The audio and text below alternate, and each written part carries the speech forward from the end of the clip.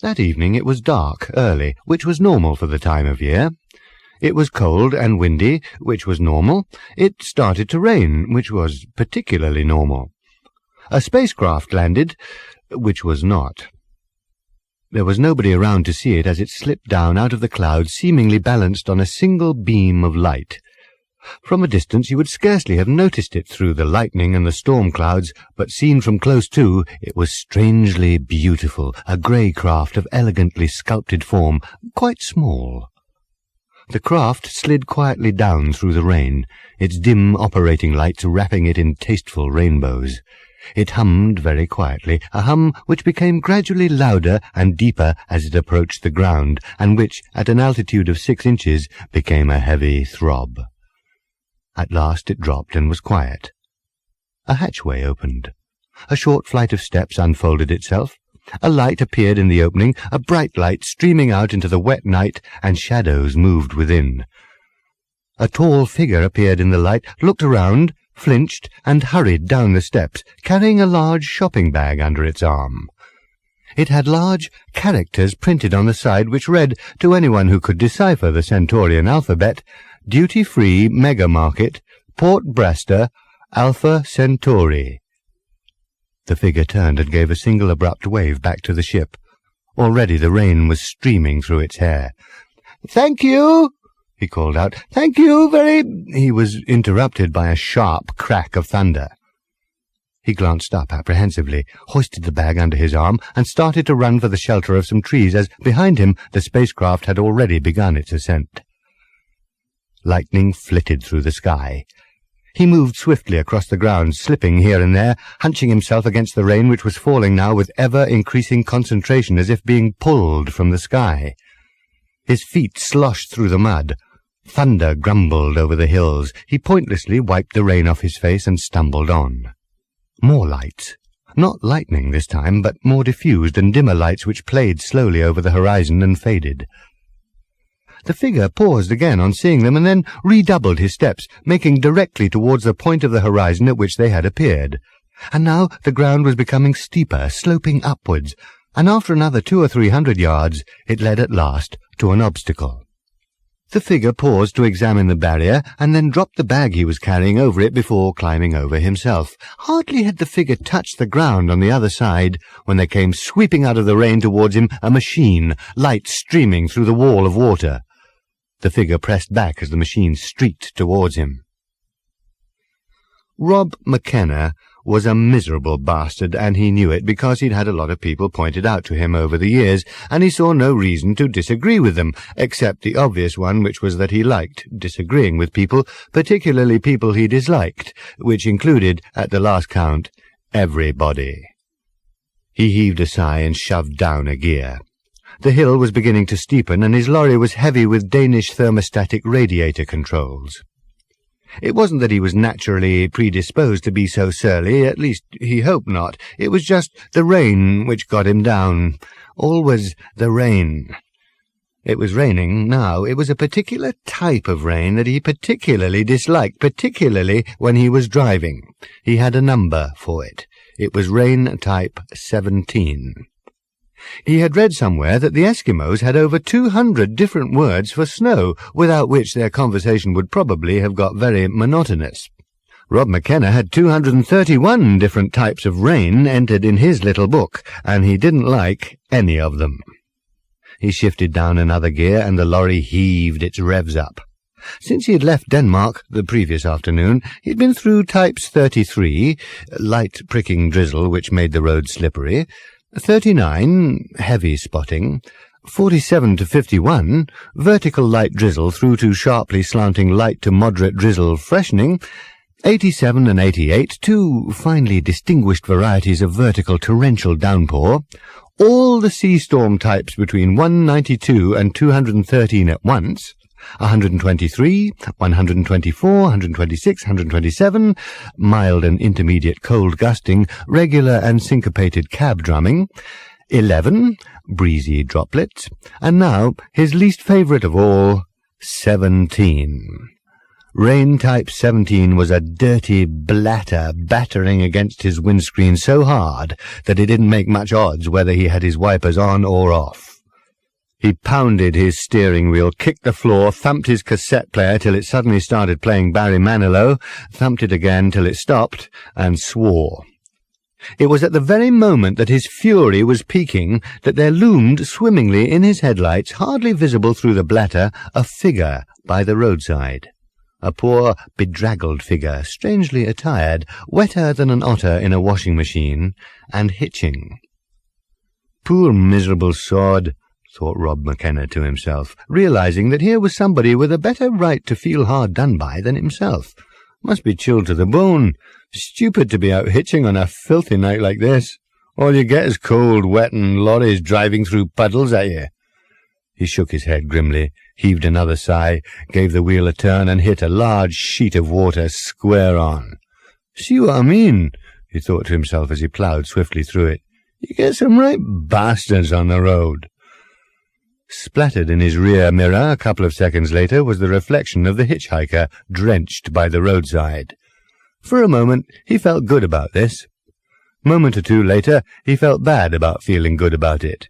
Then he felt good about feeling bad about feeling good about it, and, satisfied, drove on into the night. And as he drove on, the rain clouds dragged down the sky after him, for, though he did not know it, Rob McKenna was a rain god. All he knew was that his working days were miserable, and he had a succession of lousy holidays. All the clouds knew was that they loved him, and wanted to be near him, to cherish him, and to water him. The next two lorries were not driven by rain gods, but they did exactly the same thing. The figure trudged, or rather sloshed, onwards till the hill resumed and the treacherous sheet of water was left behind. After a while, the rain began to ease, and the moon put in a brief appearance from behind the clouds. The storm had now definitely abated, and what thunder there was now grumbled over more distant hills like a man saying, "And another thing," 20 minutes after admitting he'd lost the argument. The air was clearer now, the night cold. Sound travelled rather well. The lost figure, shivering desperately, presently reached a junction where a side road turned off to the left. Opposite the turning stood a signpost which the figure suddenly hurried to and studied with feverish curiosity, only twisting away from it as a car approached. A Saab drew to a halt beside him. Its window wound down, and a friendly voice said, "Have you come far?" The figure turned toward it. He stopped and grasped the handle of the door. Behind Arthur Dent in the back seat was a girl who had made him crack his head on the door as he climbed in. He didn't know if it was just because she was the first female of his own species that he'd laid eyes on in years, or what it was, but he felt stupefied. "This is absurd," he told himself. "Calm down. You are not," he continued to himself, "in a fit and rational state. You have just hitchhiked over 100,000 light-years across the galaxy. You are very tired, a little confused, and extremely vulnerable. Relax. Don't panic. Concentrate on breathing deeply." He twisted round in his seat. "Are you sure she's all right?" he said. Beyond the fact that she was, to him, heart-thumpingly beautiful, he could make out very little: how tall she was, how old she was, the exact shading of her hair, and nor could he ask her anything about herself because, sadly, she was completely unconscious. "She's just drugged," said her brother, shrugging, not moving his eyes from the road ahead. And that's all right, is it?" said Arthur in alarm. "Suits me," he said. "Ah," said Arthur. The conversation so far had been going astoundingly badly. After an initial flurry of opening hellos, he and Russell, the wonderful girl's brother's name was Russell, a name which to Arthur's mind always suggested burly men with blonde moustaches and blow-dried hair, had quickly discovered that they didn't like each other at all. Russell was a burly man. He had a blonde moustache. His hair was fine and blow-dried. "She's not a junkie," said Russell suddenly, as if he clearly thought that someone else in the car might be. "She's under sedation." "But that's terrible," said Arthur, twisting round to look at her again. She seemed to stir slightly, and her head slipped sideways on her shoulder. Her dark hair fell across her face, obscuring it. "What's the matter with her? Is she ill?" "No," said Russell, "merely barking mad." "What?" said Arthur, horrified. "Loopy. Completely bananas. I'm taking her back to the hospital and telling them to have another go. They let her out while she still thought she was a hedgehog." "A hedgehog?" "Well, maybe not a hedgehog, though it would probably be simpler to deal with if she did. If somebody thinks they're a hedgehog, presumably you just give them a mirror and a few pictures of hedgehogs and tell them to sort it out for themselves. At least medical science could deal with it, that's the point. Seems that's not good enough for Fenny, though." "Fenny?" "You know what I got her for Christmas? Black's Medical Dictionary. Nice present." "Yeah, I thought so. Thousands of diseases in it, all in alphabetical order. Take your pick," I said. "Anything here can be dealt with. The proper drugs can be prescribed. But no, she has to have something different, just to make life difficult. I mean, she was like that at school, you know." "Oh, was she?" "She was. Fell over playing hockey and broke a bone nobody had ever heard of." "Well, I can see how that would be irritating," said Arthur doubtfully. He was rather disappointed to discover her name was Fenny. It was a rather silly, dispiriting name, such as an unlovely maiden aunt might vote herself if she couldn't sustain the name Fenella properly. "Well, not that I wasn't sympathetic," continued Russell, "but it did get a bit irritating. She was limping for months." He slowed down. "This is your turning, isn't it?" No," said Arthur. 5 miles further on, if that's all right." "OK," said Russell, after a very tiny pause to indicate that it wasn't, and speeded up again. It was, in fact, Arthur's turning, but he couldn't leave without finding out something more about this girl who seemed to have taken such a grip on his mind without even waking up. He could take either of the next 2 turnings. They led back to the village that had been his home, though what he would find there he hesitated to imagine. By his own personal time-scale, so far as he could estimate it, living as he had been under the alien rotations of distant suns, it was 8 years since he had left. But what time had passed here, he could hardly guess. Indeed, what events had passed were beyond his exhausted comprehension, because this planet, his home, should not be here. 8 years ago, at lunchtime, this planet had been demolished, utterly destroyed, by the huge yellow Vogon ships which had hung in the lunchtime sky as if the law of gravity was no more than a local regulation, and breaking it no more than a parking offence. "Delusions," said Russell. "What?" said Arthur, startled out of his train of thought. "She says she suffers from strange delusions that she's living in the real world. Well, it's no good telling her that she is living in the real world, because she just says that's why the delusions are so strange. Don't know about you, but I find that kind of conversation pretty exhausting. Give her the tablets and piss off for a beer is my answer. I mean, you can only muck about so much, can't you?" "Well, you don't seem to care very much." Arthur tried to say it as matter-of-factly as possible, but it didn't seem to work. "Look, Buster." "OK, I'm sorry. It's none of my business. I didn't mean it to sound like that," said Arthur. I know you care a lot, obviously," he added, lying. "I know that you have to deal with it somehow. You'll have to excuse me. I just hitched from the other side of the Horsehead Nebula." He stared furiously out of the window. He was astonished that of all the sensations fighting for room in his head on this night, as he returned to the home that he thought had vanished into oblivion forever, the one that was compelling him was an obsession with this bizarre girl of whom he knew nothing. The storm which had passed them by suddenly erupted again. Lightning belted through the sky, and someone seemed to be pouring something which closely resembled the Atlantic Ocean over them through a sieve. Russell swore, and steered intently for a few seconds as the sky blattered at them. He worked out his anger by rashly accelerating to pass a lorry marked McKenna's All-Weather Haulage. The tension eased as the rain subsided. "It started with all that business of the CIA agent they found in the reservoir when everybody had all their hallucinations and everything, you remember?" Arthur wondered for a moment whether to mention again that he had just hitchhiked back from the other side of the Horsehead Nebula, and was, for this and various other related and astounding reasons, a little out of touch with recent events, but he decided it would only confuse matters further. "No," he said. "Well, that was the moment she cracked up. She was in a caff somewhere, Rickmansworth. Don't know what she was doing there, but that was where she cracked up. Apparently she stood up, calmly announced that she'd undergone some extraordinary revelation or something, wobbled a bit, looked confused, and finally collapsed, screaming, into an egg sandwich. Arthur winced. "I'm very sorry to hear that," he said, a little stiffly. Russell made a sort of grumping noise. "So, what was the CIA agent doing in the reservoir?" "Bobbing up and down, of course. He was dead." "Come on, you remember all that stuff, the hallucinations?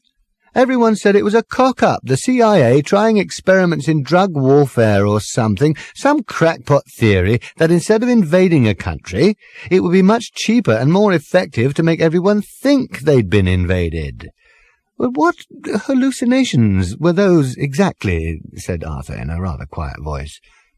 "What do you mean, what hallucinations? I'm talking about all that stuff with the big yellow ships. Everyone going crazy and saying we're going to die, and then pop, they vanished as the effect wore off. The CIA denied it, which meant it must be true." Arthur's head went a little swimmy. His hand grabbed at something to steady himself and gripped it tightly. His mouth made little opening and closing movements as if it was on his mind to say something, but nothing emerged. "Anyway," continued Russell, "whatever drug it was, it didn't seem to wear off so fast with Fenny. I was all for suing the CIA, but a lawyer friend of mine said it would be like trying to attack a lunatic asylum with a banana." "The Vogon," squeaked Arthur, the yellow ships vanished?" "Well, of course they did. They were hallucinations," said Russell, and looked at Arthur oddly. "You trying to say you don't remember any of this? Where have you been, for heaven's sake?" This was, to Arthur, such an astonishingly good question that he half leapt out of his seat with shock. Russell fought to control the car, which was suddenly trying to skid. He pulled it out of the path of an oncoming lorry and swerved up onto a grass bank. As the car lurched to a halt, the girl in the back was thrown against Russell's seat and collapsed, awkwardly. Arthur twisted round in horror. "Is she all right?" he blurted out. Russell swept his hands angrily back through his blow-dried hair. He tugged at his blonde moustache. He turned to Arthur. "Would you, please," he said, "let go of the handbrake?" From here it was a 4-mile walk to his village, a mile further to the turning, to which the abominable Russell had now fiercely declined to take him, and from there a further 3 miles of winding country lane. The Saab seethed off into the night. Arthur watched it go, as stunned as a man might be who, having believed himself to be totally blind for 5 years, suddenly discovers that he'd been merely wearing too large a hat. He shook his head sharply in the hope that it might dislodge some salient fact which would fall into place and make sense of an otherwise utterly bewildering universe. But since the salient fact, if there was one, entirely failed to do this, he set off up the road again, hoping that a good vigorous walk would help to reassure him of his own existence at least, if not his sanity. It was 10:30 when he arrived, a fact he discovered from the steamed and greasy window of the Horse and Groom pub, in which there had hung for many years a battered old Guinness clock which featured a picture of an emu with a pint glass jammed rather amusingly down its throat. This was the pub at which he had passed the fateful lunchtime during which first his house and then the entire planet Earth had been demolished, or rather had seemed to be demolished. No, damn it, it had been demolished, because if it hadn't, then where the bloody heck had he been for the last 8 years? And how had he got there, if not in one of the big yellow Vogon ships, which the appalling Russell had just been telling him were merely drug-induced hallucinations? And yet, if it had been demolished, what was he currently standing on? He jammed the brake on this line of thought, because it wasn't going to get him any further than it had the last 20 times he'd been over it. He started again. This was the pub at which he had passed the fateful lunchtime during which whatever it was had happened, that he was going to sort out later had happened, and it still didn't make sense. He started again. This was a pub. Pubs served drinks, and he couldn't half do with one. Satisfied that his jumbled thought processes had at last arrived at a conclusion, and a conclusion that he was happy with, even if it wasn't the one he had set out to achieve, he strode towards the door. And stopped. A small black wire-haired terrier ran out from behind a low wall and then, catching sight of Arthur, began to snarl. Now, Arthur knew this dog, and he knew it well.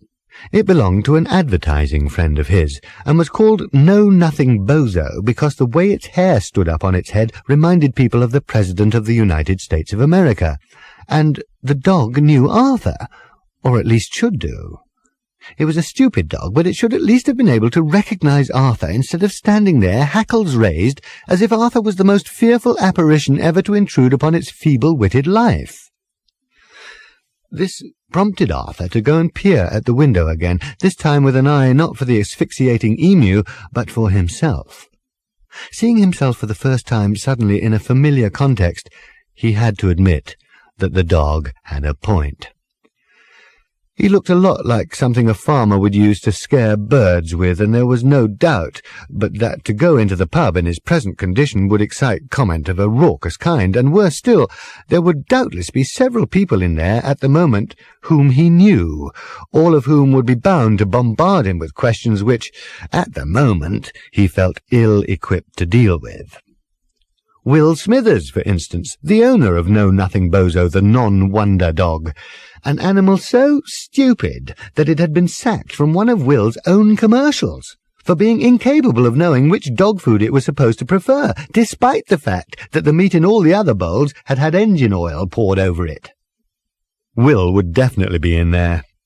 Here was his dog, there was his car, a grey Porsche 928S with a sign in the back window which read, "My other car is also a Porsche." Damn him. He stared at it and realized that he had just learnt something he hadn't known before. Will Smithers, like most of the overpaid and under-scrupulous bastards Arthur knew in advertising, made a point of changing his car every August so that he could tell people his accountant made him do it, though the truth was that his accountant was trying like hell to stop him, what with all the alimony he had to pay and so on, and this was the same car Arthur remembered him having before. The number plate proclaimed its year. Given that it was now winter, and that the event which had caused Arthur so much trouble 8 of his personal years ago had occurred at the beginning of September, less than 6 or 7 months could have passed here. He was suddenly stunned by a realization he could no longer avoid. Try as they might, no one was even going to be able to believe his story. Not only did it sound perfectly potty, but it was flatly contradicted by the simplest observable facts. Was this really the earth? Was there the slightest possibility that he had made some extraordinary mistake?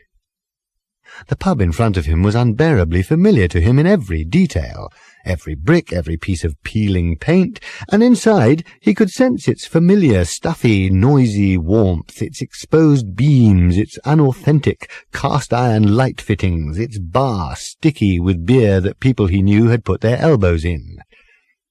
The bar was overlooked by cardboard cutouts of girls with packets of peanuts stapled all over their breasts. It was all the stuff of his home, his world. He even knew this blasted dog. The door of the pub opened and Will Smithers came out, wearing a leather flying jacket that he got a mate of his at the Road Research Laboratory to crash a car into specially in order to get that battered look. Know-Nothing yelped with delight, and having got the attention it wanted, was happy to forget Arthur. Will was with some friends, and they had a game they played with the dog.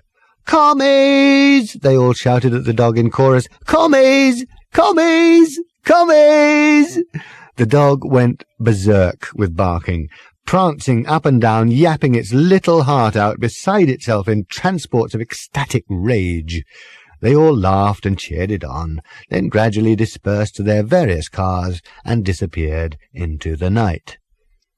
Well, that clears one thing up, thought Arthur. This is quite definitely the planet I remember. His house was still there. How or why, he had no idea. He had decided to go and have a look while he was waiting for the pub to empty, so that he could go and ask the landlord for a bed for the night when everyone else had gone. And there it was. He let himself in with a key he kept under a stone frog in the garden. The door had to be forced open because of the astonishing accumulation of junk mail on the doormat. It jammed itself stuck on what he would later discover were 14 identical, personally addressed invitations to apply for a credit card he already had. 17 identical threatening letters for non-payment of bills on a credit card he didn't have. 33 identical letters saying that he personally had been specially selected as a man of taste and discrimination who knew what he wanted and where he was going in today's sophisticated jet-setting world, and would he therefore like to buy some grotty wallet. He rammed himself through the relatively narrow opening afforded by all this and blundered up the dark stairs to his bedroom. He collapsed onto his cold, musty-smelling bed and for a few minutes stopped trying to prevent the world from spinning round his head in the way it obviously wanted to. When it had enjoyed its little spin and had calmed down a bit, Arthur reached out for the bedside light, not expecting it to come on. To his surprise, it did. This appealed to Arthur's sense of logic. Since the electricity board cut him off without fail every time he paid his bill, it seemed only reasonable that they should leave him connected when he didn't. Sending the money obviously only drew attention to yourself. The room was much as he had left it, i.e. festeringly untidy, though the effect was muted a little by a thick layer of dust. There was only one thing in the room that was different. For a moment or so he couldn't see what the one thing that was different was, because it was too covered in a film of disgusting dust. Then his eyes caught it and stopped. It was next to a battered old television on which it was only possible to watch Open University study courses, because if it tried to show anything more exciting, it would break down. It was a box. Arthur pushed himself up on his elbows and peered at it. It was a cubic, grey box, just over a foot on a side. It was tied with a single grey ribbon knotted into a neat bow on the top. He got up, walked over, and touched it in surprise. Whatever it was clearly gift-wrapped, neatly and beautifully, and was waiting for him to open it. Cautiously, he brushed the dust off the top and loosened the ribbon. The top of the box was a lid, with a flap tucked into the body of the box. He untucked it and looked into the box. In it was a glass globe, nestling in a fine grey tissue paper. He drew it out carefully. It wasn't a proper globe because it was open at the bottom, or, as Arthur realized, turning it over at the top with a thick rim, it was a bowl. A fish bowl. It was made of the most wonderful glass, perfectly transparent, yet with an extraordinary silver-grey quality, as if crystal and slate had gone into its making. Arthur slowly turned it over and over in his hands. It was one of the most beautiful objects he had ever seen, but he was entirely perplexed by it. He looked into the box, but other than the tissue paper there was nothing. On the outside of the box there was nothing. He turned the bowl round again. It was wonderful. It was exquisite. But it was a fish bowl.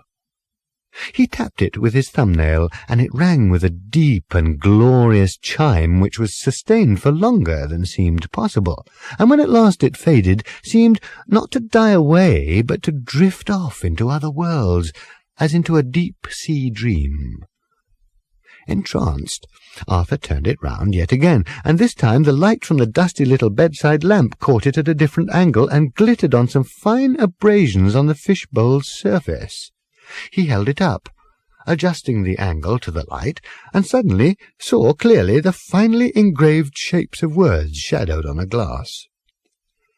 "So long," they said, "and thanks for all the fish." And that was all.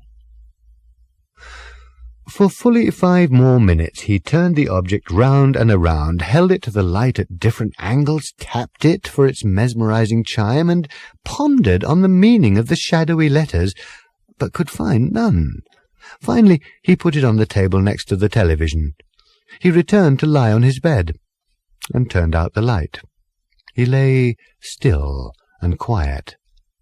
He absorbed the enveloping darkness, slowly relaxed his limbs from end to end, eased and regulated his breathing, gradually cleared his mind of all thought, closed his eyes, and was completely incapable of getting to sleep. The night was uneasy with rain. The rain clouds themselves had now moved on and were currently concentrating their attention on a small transport cafe just outside Bournemouth. The moon was out in a watery way.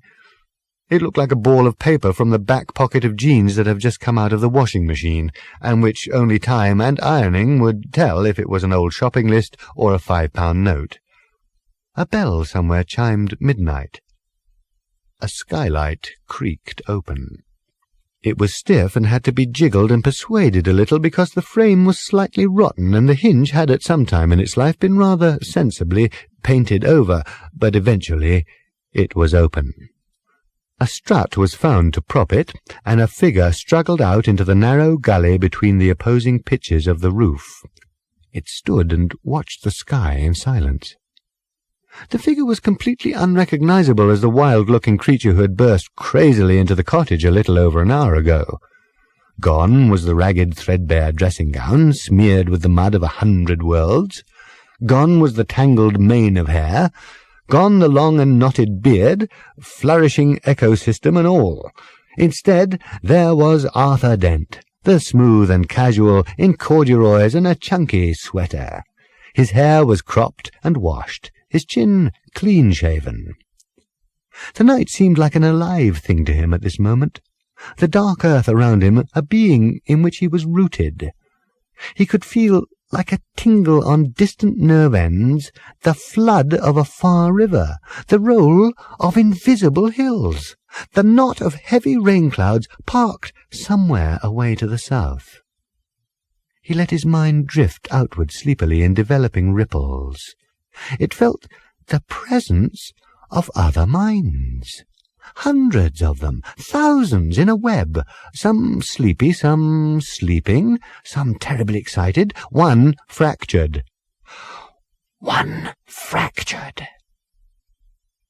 He passed it fleetingly and tried to feel for it again, but it eluded him like the other card with an apple on it in Pelmanism. He felt a spasm of excitement because he knew instinctively who it was, or at least knew who it was he wanted it to be. He instinctively knew that it was Fanny, and that he wanted to find her, but he could not. By straining too much for it, he could feel he was losing this strange new faculty, so he relaxed the search and let his mind wander more easily once more. And again he felt the fracture. Again he couldn't find it. This time, whatever his instinct was busy telling him it was all right to believe, he wasn't certain that it was Fanny. Or perhaps it was a different fracture this time. It had the same disjointed quality, but it seemed a more general feeling of fracture, deeper, not a single mind, maybe not a mind at all. He let his mind sink slowly and widely into the earth, rippling, seeping, sinking. He was following the earth through its days, drifting with the rhythms of its myriad pulses, seeping through the webs of its life, swelling with its tides. Always the fracture kept returning, a dull, disjointed, distant ache. And now he was flying through a land of light. The light was time, the tides of it were days receding. The fracture he had sensed, the second fracture, lay in the distance before him across the land, the thickness of a single hair across the dreaming landscape of the days of earth. And suddenly he was upon it. He danced dizzily over the edge as the dreamland dropped sheer away beneath him, a stupefying precipice into nothing, him wildly twisting, clawing, flailing in horrifying space, spinning, falling. Across the jagged chasm had been another land, another time, an older world, not fractured from, but hardly joined. 2 Earths. He woke. A cold breeze brushed the feverish sweat standing on his forehead. The nightmare was spent, and so, he felt, was he. His shoulders dropped. He gently rubbed his eyes with the tips of his fingers. At last, he was sleepy as well as very tired. As to what it meant, if it meant anything at all, he would think about it in the morning, for now he would go to bed and sleep. He could see his house in the distance, silhouetted against the moonlight, and he wondered why this was. He looked about him and noticed that he was about 18 inches above some rose bushes. He wondered what was holding him there, and when he discovered that nothing was holding him there, he crashed awkwardly to the ground. He picked himself up, brushed himself down, and hobbled back to his house. He undressed and toppled into bed. Arthur awoke feeling wonderful, absolutely fabulous, refreshed, overjoyed to be home, bouncing with energy.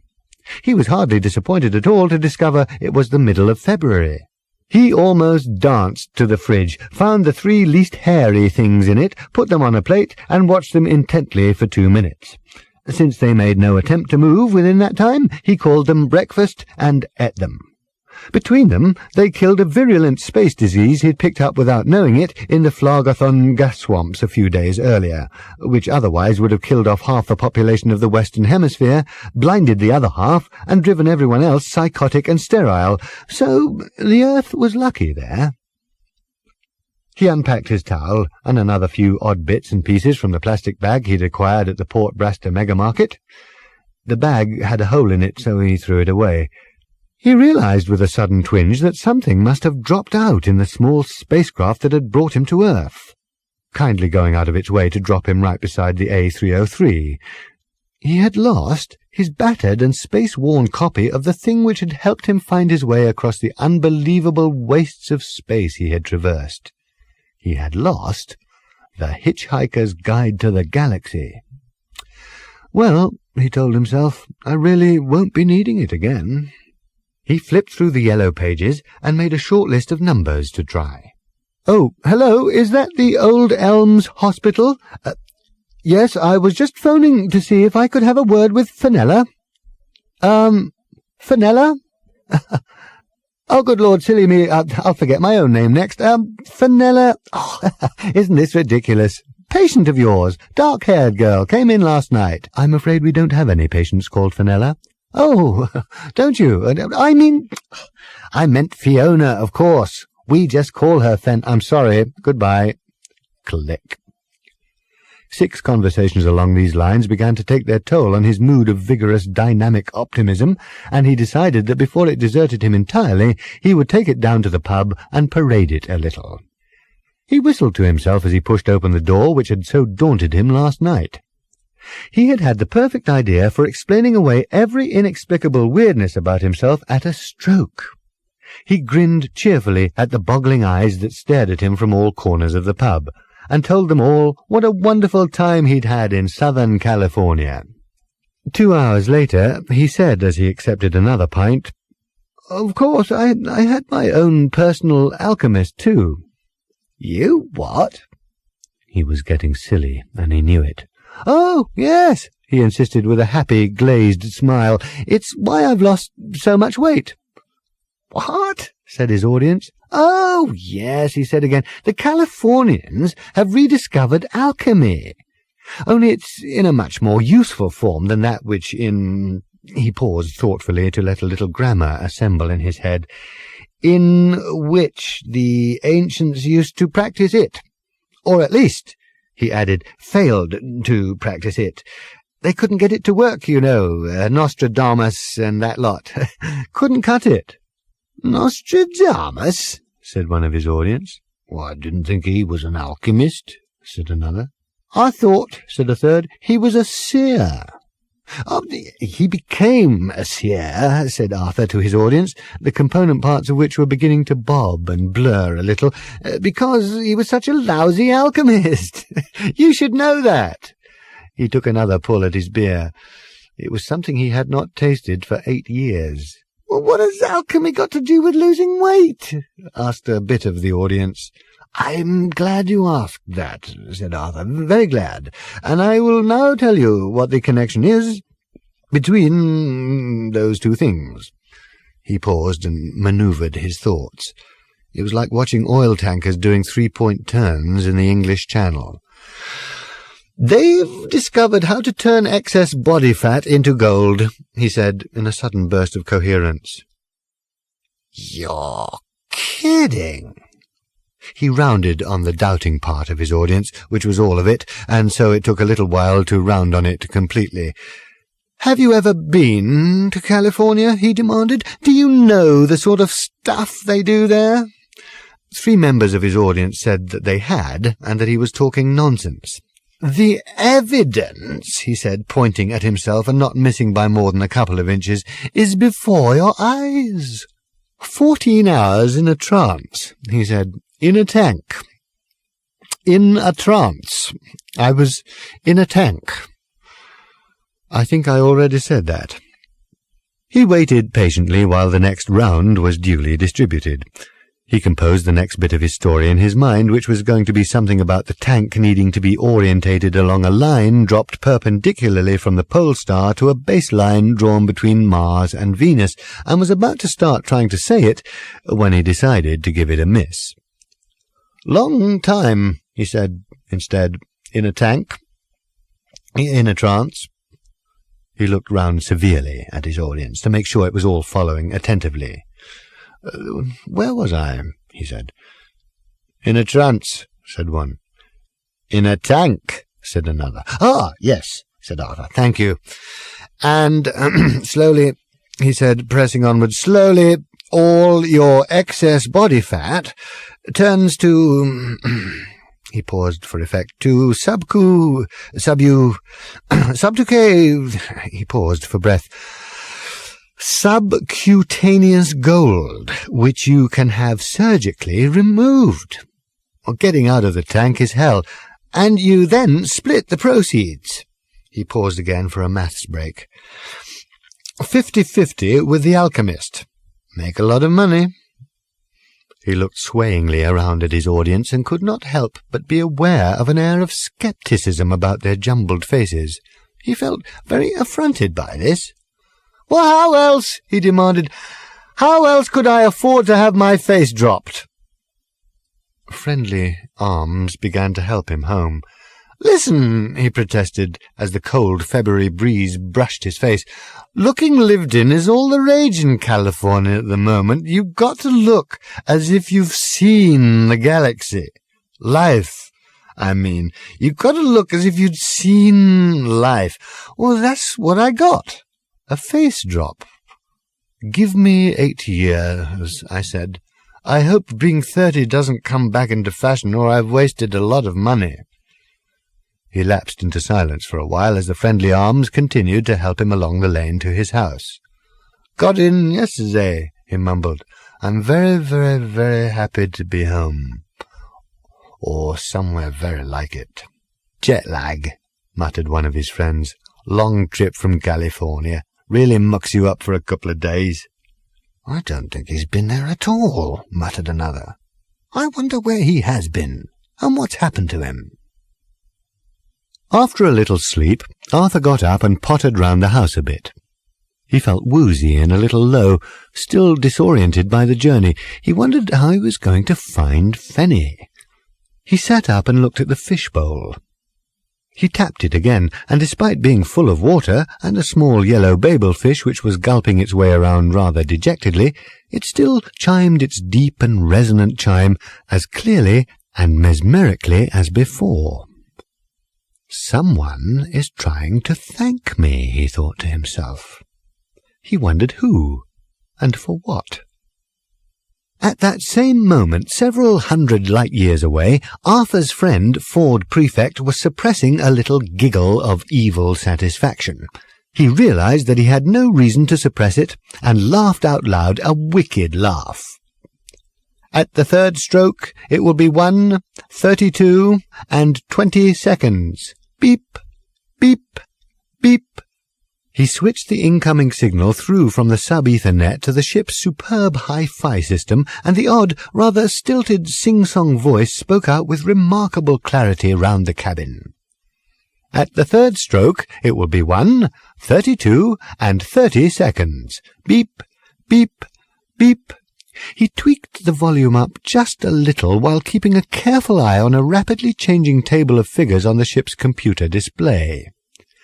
At the third stroke, it will be 1, 32, and 40 seconds. Beep, beep, beep. He checked around the small ship. He walked down the short corridor. At the third stroke, he stuck his head into the small, functional, gleaming steel bathroom. It will be— It sounded fine in there. He looked into the tiny sleeping quarters. 1, 32. It sounded a bit muffled. There was a towel hanging over one of the speakers. He took it down. And 50 seconds. Fine. He checked out the packed cargo hold and wasn't at all satisfied with the sound. There was altogether too much crated junk in the way. He stepped back out and waited for the door to seal. He broke open a closed control panel and pushed the jettison button. He didn't know why he hadn't thought of that before. A whooshing, rumbling noise died away quickly into the silence.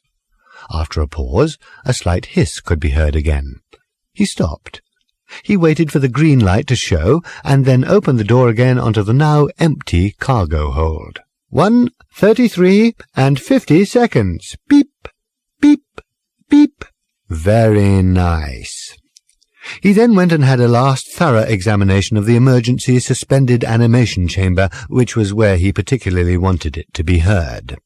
At the third stroke, it will be 1, 34, precisely. He shivered as he peered down through the heavily frosted covering at the dim bulk of the form within. One day, who knew when, it would wake, and when it did, it would know what time it was. Not exactly local time, true, but what the heck. He double-checked the computer display above the freezer bed, dimmed the lights, and checked it again. At the third stroke, it will be— He tiptoed out and returned to the control cabin. 1, 34, and 20 seconds. The voice sounded as clear as if he was hearing it over a phone in London, which he wasn't, not by a long way. He gazed out into the inky night. At the third stroke, it will be 1, 35, precisely. Beep, beep, beep. He sniggered. The star, the size of a brilliant biscuit crumb which Ford Prefect could see in the distance, was Zondostina, or, as it was known in the world from which the rather stilted sing-song voice was being received, Pleiades Zeta. The bright orange curve that filled over half the visible area was the giant gas planet Sassafras Magna, and just rising over its horizon was a small, cool blue moon, Ipan. For 20 minutes he sat and watched as the gap between the ship and Ipan closed, as the ship's computer teased and kneaded the numbers that would bring it into a loop around the little moon, close the loop, and keep it there, orbiting in perpetual obscurity. His original plan had been to close down all external signaling and radiation from the ship to render it as nearly invisible as possible unless you were actually looking at it, but then he'd had an idea he preferred. It would now emit one single continuous beam, pencil-thin, broadcasting the incoming time signal to the planet of the signal's origin, which it would not reach for 400 years, travelling at light speed, but where it would probably cause something of a stir when it did. The ship was now locked almost perfectly into its perpetual orbit round a little-known and never-visited moon. Almost perfect. One thing only remained. He ran again the computer simulation of the launching of the ship's little escapo buggy, balancing actions, reactions, tangential forces, all the mathematical poetry of motion, and saw that it was good. Before he left, he turned out the lights. As his tiny little cigar tube of an escape craft zipped out on the beginning of its 3-day journey to the orbiting space station Port Cesiphron, it rode for a few seconds on a long, pencil-thin beam of radiation that was starting out on a longer journey still. At the third stroke, it will be 2, 13, and 50 seconds. He giggled and sniggered. He would have laughed out loud, but he didn't have the room. Beep, beep, beep. April showers I hate especially. However noncommittally Arthur grunted, the man seemed determined to talk to him. He wondered if he should get up and move to another table, but there didn't seem to be one free in the whole cafeteria. He stirred his coffee fiercely.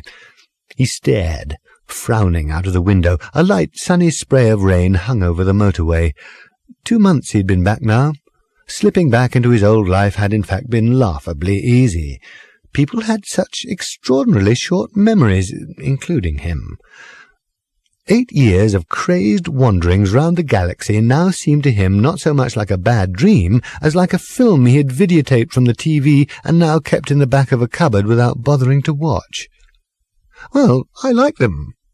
April showers," he said suddenly, "and for all the obvious reasons. They're light and refreshing, they sparkle and make you feel good." The man snorted derisively. "That's what they all say," he said, and glowered darkly from his corner seat. He was a lorry driver. Arthur knew this because his opening remark had been, "I'm a lorry driver. I hate driving in the rain." Ironic, isn't it? Bloody ironic. If there was a sequitur hidden in this remark, Arthur had not been able to divine it, and had merely given a little grunt, affable but not encouraging. But the man had not been deterred then, and was not deterred now. "They all say that about bloody April showers," he said. "So bloody nice, so bloody refreshing, such charming bloody weather." He leaned forward, screwing his face into a scowl. "What I want to know is this," he said. "If it's going to be nice weather, why can't it be nice without bloody raining?" Arthur gave up. He decided to leave his coffee, which was too hot to drink quickly and too nasty to drink cold. "Well, there you go," he said, and instead got up himself. "Bye." He stopped off at the service station shop, then walked back through the car park, making a point of enjoying the fine play of rain on his face. He climbed into his battered but adored old black Golf GTI, squealed the tires, and headed out past the islands of petrol pumps and onto the slip road back towards the motorway. He was wrong in thinking that the atmosphere of the earth had closed finally and forever above his head. He was wrong to think that it would ever be possible to put behind him the tangled web of irresolutions into which his galactic travels had dragged him. The reason he was wrong was standing by the slip road under a small umbrella. His jaw sagged. He sprained his ankle against the brake pedal and skidded so hard he very nearly turned the car over. "Fanny!" he shouted. Having narrowly avoided hitting her with the actual car, he hit her instead with the car door as he leant across and flung it open at her. It caught her hand and knocked away her umbrella, which then bowled wildly away across the road. "Shit!" yelled Arthur as helpfully as he could, leapt out of his own door, narrowly avoided being run down by McKenna's all-weather haulage, and watched in horror as it ran down Fanny's umbrella instead. The lorry swept along the motorway and away. The umbrella lay like a recently swatted daddy-long-legs, expiring sadly on the ground. Tiny gusts of wind made it twitch a little. He picked it up. He said. There didn't seem to be a lot of point in offering the thing back to her. "How did you know my name?" she said. Well," he said, "look, I'll get you another one." He looked at her and tailed off. She was tallish, with dark hair which fell in waves around a pale and serious face. Standing still, alone, she seemed almost sombre, like a statue to some important but unpopular virtue in a formal garden. She seemed to be looking at something other than what she looked as if she was looking at. But when she smiled, as she did now, it was as if she suddenly arrived from somewhere. Warmth and life flooded into her face, and impossible graceful movement into her body. The effect was very disconcerting, and it disconcerted Arthur like hell. She grinned, tossed her bag into the back, and swiveled herself into the front seat. "Don't worry about the umbrella," she said to him as she climbed in. "It was my brother's, and he can't have liked it, or he wouldn't have given it to me." She laughed and pulled on her seat-belt. Her physical presence there in the car, his car, was quite extraordinary to Arthur. He felt, as he let the car pull slowly away, that he could hardly think or breathe, and hoped that neither of these functions were vital to his driving, or they were in trouble. So what he had experienced in the other car, her brother's car, the night he had returned exhausted and bewildered from his nightmare years in the stars, had not been the unbalance of the moment, or, if it had been, he was at least twice as unbalanced now, and quite liable to fall off whatever it is that well-balanced people are supposed to be balancing on. "So," he said, hoping to kick the conversation off to an exciting start, "he was meant to pick me up, my brother, but phoned to say he couldn't make it. I asked about buses, but the man started to look at a calendar rather than a timetable, so I decided to hitch. So, here I am. And what I would like to know is how you know my name." "Well, perhaps we ought to first sort out," said Arthur, "where I'm taking you." Very close, he hoped, or a long way. Close would mean she lived near him. A long way would mean he could drive her there. "I'd like to go to Taunton," she said, "please, if that's all right. It's not far." "Well, you live in Taunton," he said, hoping that he'd managed to sound merely curious rather than ecstatic. Well, Taunton was wonderfully close to him. "No, London," she said. "There's a train in just under an hour." It was the worst thing possible. Taunton was only minutes away up the motorway. He wondered what to do, and while he was wondering, with horror, heard himself saying, "Oh, I can take you to London. Well, let me take you to London." Bungling idiot! Why on earth had he said "let" in that stupid way? He was behaving like a 12-year-old. "Are you going to London?" she asked. I wasn't," he said, "but—" "Well, it's very kind of you," she said, "but really, no, I like to go by train." And suddenly she was gone. Or rather, that part of her which brought her to life was gone. She looked rather distantly out of the window and hummed lightly to herself. He couldn't believe it. 30 seconds into the conversation, and already he'd blown it. "Taunton 5 miles, said the signpost. He gripped the steering wheel so tightly the car wobbled. He was going to have to do something dramatic. "Fanny," he said. She glanced round sharply at him. "You still haven't told me how—" "Listen," said Arthur. "I will tell you, though the story is rather strange. Very strange." She was still looking at him, but said nothing. "Listen, you said that." "Oh, did I? There are things I must talk to you about, and things I must tell you. A story I must tell you, which would take more than 5 miles. "Well, just supposing," he said, "just supposing—" He didn't know what was coming next, so he thought he'd just sit back and listen. "That there was some extraordinary way in which you were very important to me, and that, though you didn't know it, I was very important to you. But it all went for nothing, because we only had 5 miles, and I was a stupid idiot at knowing how to say something very important to someone I've only just met, and not crash into lorries at the same time. What would you say I should do?" "Watch the road," she yelped. "Shit." He narrowly avoided careering into the side of 100 Italian washing machines in a German lorry. "I think," she said, with a momentary sigh of relief, "you should buy me a drink before my train goes."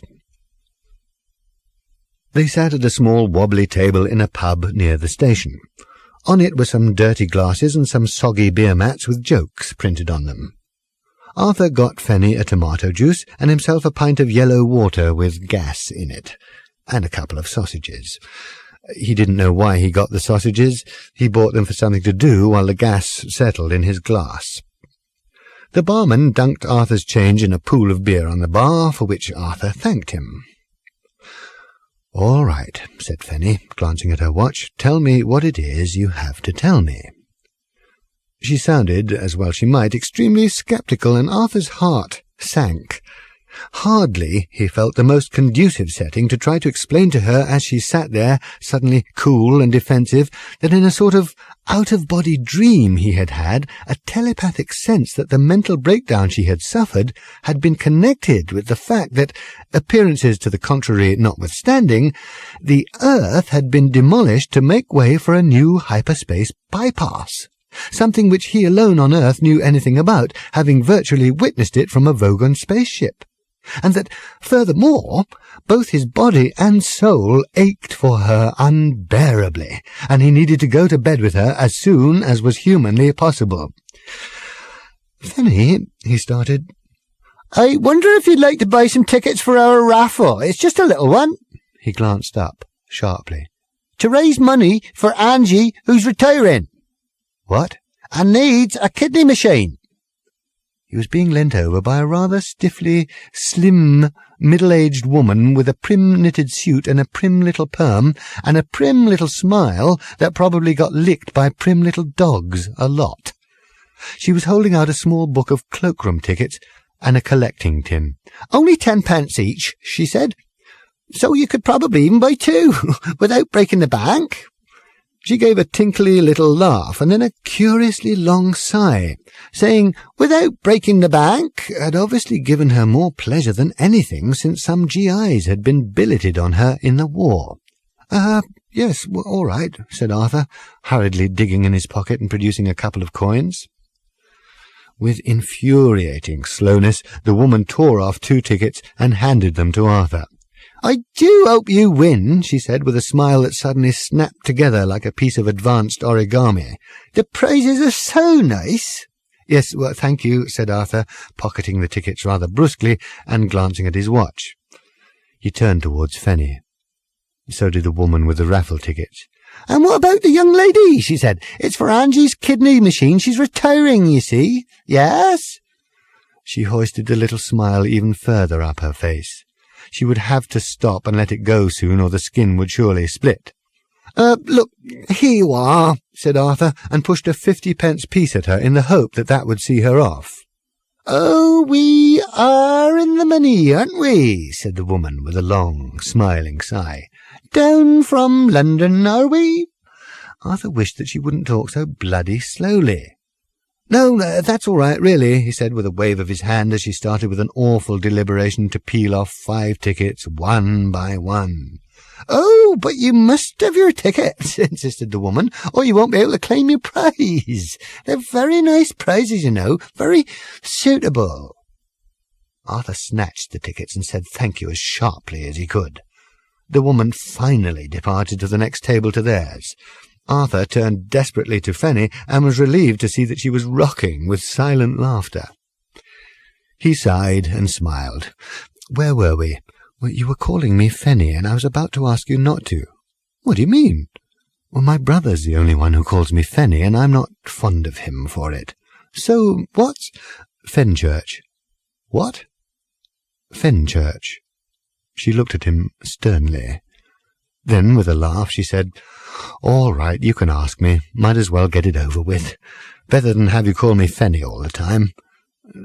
"Presumably," said Arthur, "we've only got 2 tickets left, you see, and since you were so generous when I spoke to you before—" "What?" snapped Arthur. The woman with the perm and the smile and the now nearly empty book of cloakroom tickets was now waving the 2 last ones under his nose. "I thought I'd give the opportunity to you because the prizes are so nice." She wrinkled up her nose a little confidentially. "Very tasteful. I know you'll like them. And it is for Angie's retirement present, you see. We want to give her a kidney machine, yes," said Arthur. "Here." He held out 2 more 10-pence pieces to her and took the tickets. A thought seemed to strike the woman. It struck her very slowly. You could watch it coming in like a long wave on a sandy beach. "Oh, dear, she said. I'm not interrupting anything, am I? She peered anxiously at both of them. No, it's fine, said Arthur. Everything that could possibly be fine, he insisted, is fine. Thank you, he added. I say, she said in a delighted ecstasy of worry, you're not in love, are you? It's very hard to say, said Arthur. We haven't had a chance to talk yet. He glanced at Fenchurch. She was grinning. The woman nodded with knowing confidentiality. I'll let you see the prizes in a minute, she said, and left. Arthur turned with a sigh back to the girl that he found it hard to say whether he was in love with. You were about to ask me, she said, a question. Yes, said Arthur. Well, we can do it together, if you like, said Fenchurch. Was I found in a handbag? Joined in Arthur. In the left luggage office at Fenchurch Street Station. They finished together. And the answer, said Fenchurch, is no. Fine, said Arthur. I was conceived there. What? I was conceived there. In the left luggage office? No, of course not. Don't be silly. What would my parents be doing in the left luggage office? She said, rather taken aback by the suggestion. Well, I don't know, spluttered Arthur. It was in the ticket queue, or so they claim. They refuse to elaborate. They only say you wouldn't believe how bored it is possible to get in the ticket queue at Fenchurch Street Station. She sipped demurely at her tomato juice and looked at her watch. Arthur continued to gurgle for a moment or two. I'm going to have to go in a minute or two, said Fenchurch, and you haven't begun to tell me whatever this terrifically extraordinary thing is that you were so keen to get off your chest. Why don't you let me drive you to London, said Arthur. It's Saturday. I've got nothing particular to do. No, said Fenchurch. Thank you. It's sweet of you, but no. I need to be by myself for a couple of days. She smiled and shrugged. You can tell me another time. I'll give you my number. She scribbled 7 figures in pencil on a scrap of paper and handed it to him. Now we can relax, she said with a slow smile which filled Arthur till he thought he would burst. Fenchurch, he said, enjoying the name as he said it. A box, said a trailing voice, of cherry liqueurs, and also, I know you'll like this, a gramophone record of Scottish bagpipe music. Yes, thank you. Very nice, said Arthur. I just thought I'd let you have a look at them, said the permed woman, as you're down from London. She was holding them out proudly for Arthur to see. I'll let you have your drink in peace now, she said, patting Arthur lightly on his seething shoulder. But I knew you'd like to see. Arthur re-engaged his eyes with Fenchurch's once again, and was suddenly at a loss for something to say. A moment had come and gone between the two of them, but the whole rhythm of it had been wrecked by that stupid, blasted woman. Don't worry, said Fenchurch, looking at him steadily from over the top of her glass. We will talk again. Perhaps it wouldn't have gone so well if it wasn't for her. She gave a wry smile and dropped her hair forward over her face again. It was perfectly true. He had to admit it was perfectly true. That night, at home, as he was prancing round the house, pretending to be tripping through cornfields in slow motion, and continually exploding with sudden laughter, Arthur thought he could even bear to listen to the album of bagpipe music he had won. It was 8 o'clock, and he decided he would force himself to listen to the whole record before he phoned her. Perhaps he should even leave it till tomorrow. Well, that would be the cool thing to do. Or next week sometime. No games. He wanted her, and he didn't care who knew it. He definitely and absolutely wanted her, adored her, longed for her, wanted to do more things than there were names for with her. What he would do was this. He would put on the record of bagpipe music. He would listen to it, every last banshee wail of it. Then he would call her. That was the correct order. That was what he would do. He picked up the record and slipped it out of its cover. He opened the record player and turned on the amp. He giggled foolishly as he lowered the stylus onto the disc. He sat and listened solemnly to A Scottish Soldier. He listened to Amazing Grace. He listened to something about some glen or other. He thought about his miraculous lunchtime. They had just been on the point of leaving when they were distracted by an awful outbreak of yoo-hooing.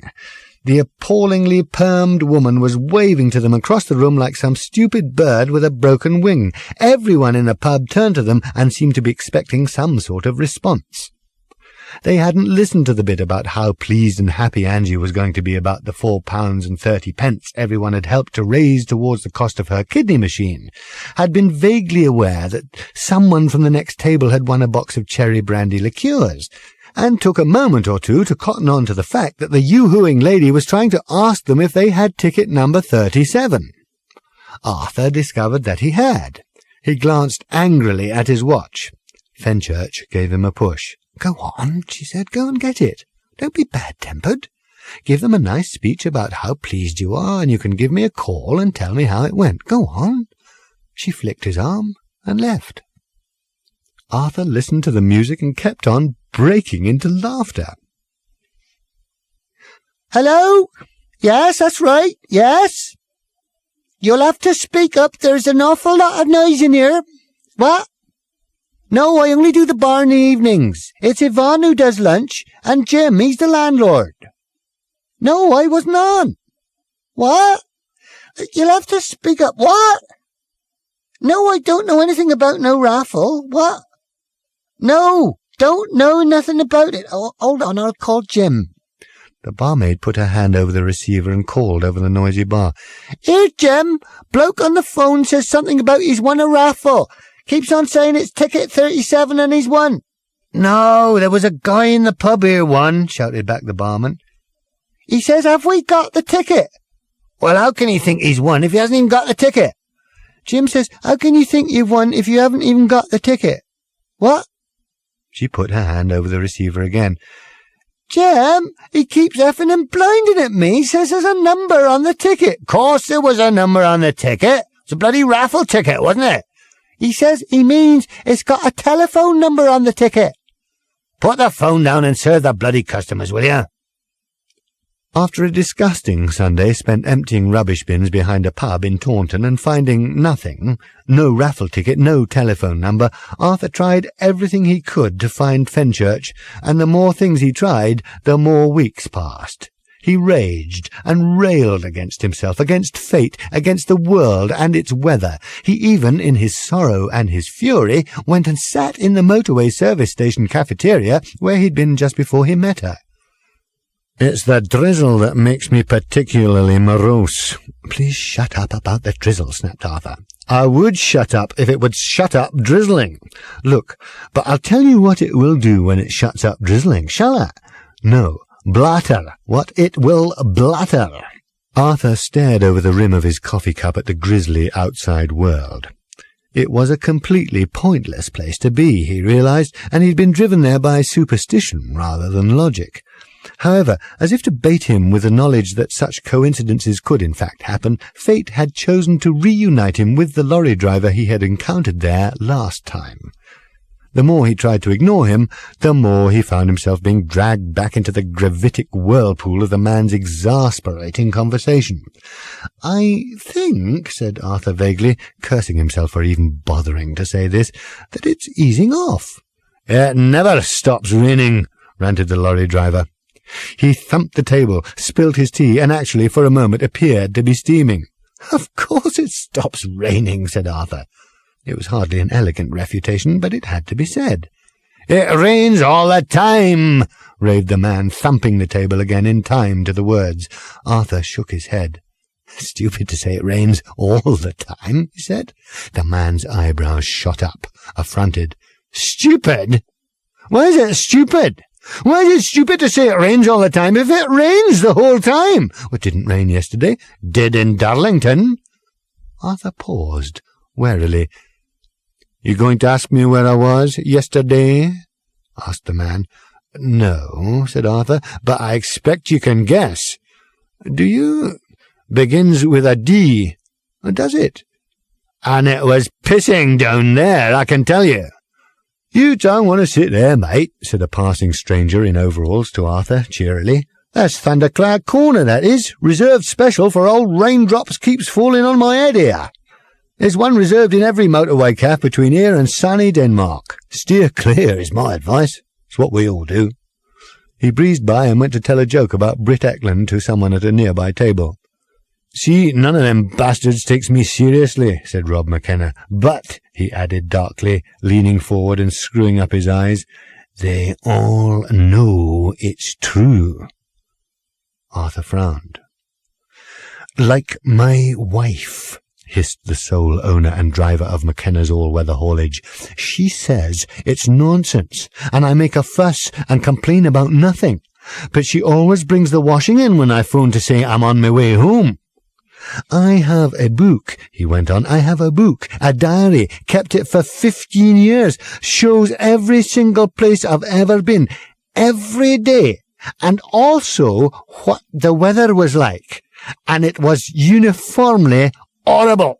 All over England, Scotland, Wales I've been. All round the continent, Italy, Germany, back and forth to Denmark, been to Yugoslavia. It's all marked in and charted, even when I went to visit my brother in Seattle. Well, said Arthur, getting up to leave at last, perhaps you'd better show it to someone. I will, said Rob McKenna, and he did. Misery, dejection. More misery and more dejection. He needed a project, and he gave himself one. He would find out where his cave had been. On prehistoric Earth, he had lived in a cave, not a nice cave, a lousy cave. He had lived in it for 5 years, which made it home of some kind, and a person likes to keep track of his homes. Arthur Dent was such a person, and so he went to Exeter to buy a computer. To pinpoint the exact location of a cave on prehistoric Earth. He explained this to the man in the shop. Why, said the man in the shop. This was a tricky one. Oh, skip that, said the man in the shop. How? Well, I was hoping you could help me with that. The man sighed and his shoulders dropped. Have you much experience of computers? No, Arthur said. Looks like a fun afternoon, said the man in the shop. Arthur bought the computer anyway. Over a few days he also acquired some astronomical software, plotted the movements of stars, drew rough little diagrams of how he seemed to remember the stars to have been in the sky when he looked up out of his cave at night, and worked away busily at it for weeks, cheerfully putting off the conclusion he knew he would inevitably have to come to, which was that the whole project was completely ludicrous. Rough drawings from memory were futile. He didn't even know how long it had been, beyond a rough guess that it was a couple of million years, and he simply didn't have the maths. Still, in the end, he worked out a method which would at least produce a result. He decided not to mind the fact that, with the extraordinary jumble of rules of thumb, wild approximations, and arcane guesswork he was using, he would be lucky to hit the right galaxy. He just went ahead and got a result. As it happened, through the myriad and unfathomable chances of fate, he got it exactly right, though he, of course, would never know that. He just went up to London and knocked on the appropriate door. Oh, I thought you were going to phone me first. Arthur gaped in astonishment. You can only come in for a few minutes, said Fenchurch. I'm just going out. A summer's day in Islington, full of the mournful wail of antique restoring machinery. Fenchurch was unavoidably busy for the afternoon, so Arthur wandered in a blissed-out haze and looked at all the shops which, in Islington, are quite a useful bunch, as anyone who regularly needs old woodworking tools, Boer War helmets, drag, office furniture, or fish will readily confirm. The sun beat down over the roof gardens. It beat on architects and plumbers. It beat on barristers and burglars. It beat on pizzas. It beat on estate agents' particulars. Just after 6, he returned to Fenchurch's house in the alleyway, clutching a bottle of champagne. "Hold this," she said, shoved a stout rope into his hand, and disappeared inside through the large white wooden doors from which dangled a fat padlock off a black iron bar. The house was a small converted stable in a light industrial alleyway behind the derelict Royal Agricultural Hall in Islington. As well as its large stable doors, it also had a normal-looking front door of smartly glazed panelled wood with a black dolphin door knocker. The one odd thing about this door was its doorstep, which was 9 feet high, since the door was set into the upper of the 2 floors and presumably had been originally used to haul in hay for hungry horses. An old pulley jutted out from the brickwork above the doorway, and it was over this that the rope Arthur was holding was slung. The other end of the rope held a suspended cello. The door opened above his head. "Okay," said Fenchurch. "Pull on the rope. Steady the cello. Pass it up to me." He pulled on the rope and steadied the cello. "I can't pull on the rope again," he said, "without letting go of the cello." The bottom room, which he had seen briefly before, was pretty rough and full of junk. A large old cast-iron mangle stood there. A surprising number of kitchen sinks were piled in a corner. "An architect friend of mine keeps on telling me how he can do wonderful things with this place," said Fenchurch chattily as Arthur emerged through the floor. "He keeps on coming round, standing in stunned amazement, muttering about space and objects and event and marvellous qualities of light, then says he needs a pencil, and disappears for weeks. Wonderful things have, therefore, so far failed to happen to it." In fact, thought Arthur as he looked about, the upper room was at least reasonably wonderful anyway. It was simply decorated, furnished with things made out of cushions, and also a stereo set with speakers which would have impressed the guys who put up Stonehenge. There were flowers which were pale, and pictures which were interesting. There was a sort of gallery structure in the roof space which held a bed and a bathroom. They looked at each other for a moment. The moment became a longer moment, and suddenly it was a very long moment, so long one could hardly tell where all the time was coming from. For Arthur, who could usually contrive to feel self-conscious if left alone for long enough with a Swiss cheese plant, the moment was one of sustained revelation. He felt on the sudden like a cramped and zoo-born animal who awakes one morning to find the door to his cage hanging quietly open, and the savannah stretching grey and pink to the distant rising sun, while all around new sounds are waking. Fenchurch dropped her eyes away at last, with a tiny shake of her head. "Did you know," she said, with a slightly puzzled smile, "that there's something wrong with me?"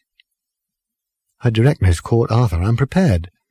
"Well," he said, "I'd heard some vague sort of— I wonder how much you do know about me," she said. "If you heard from where I think you heard, then that's not it. Russell just sort of makes stuff up because he can't deal with what it really is." A pang of worry went through Arthur. "Then what is it?" he said. "Can you tell me?"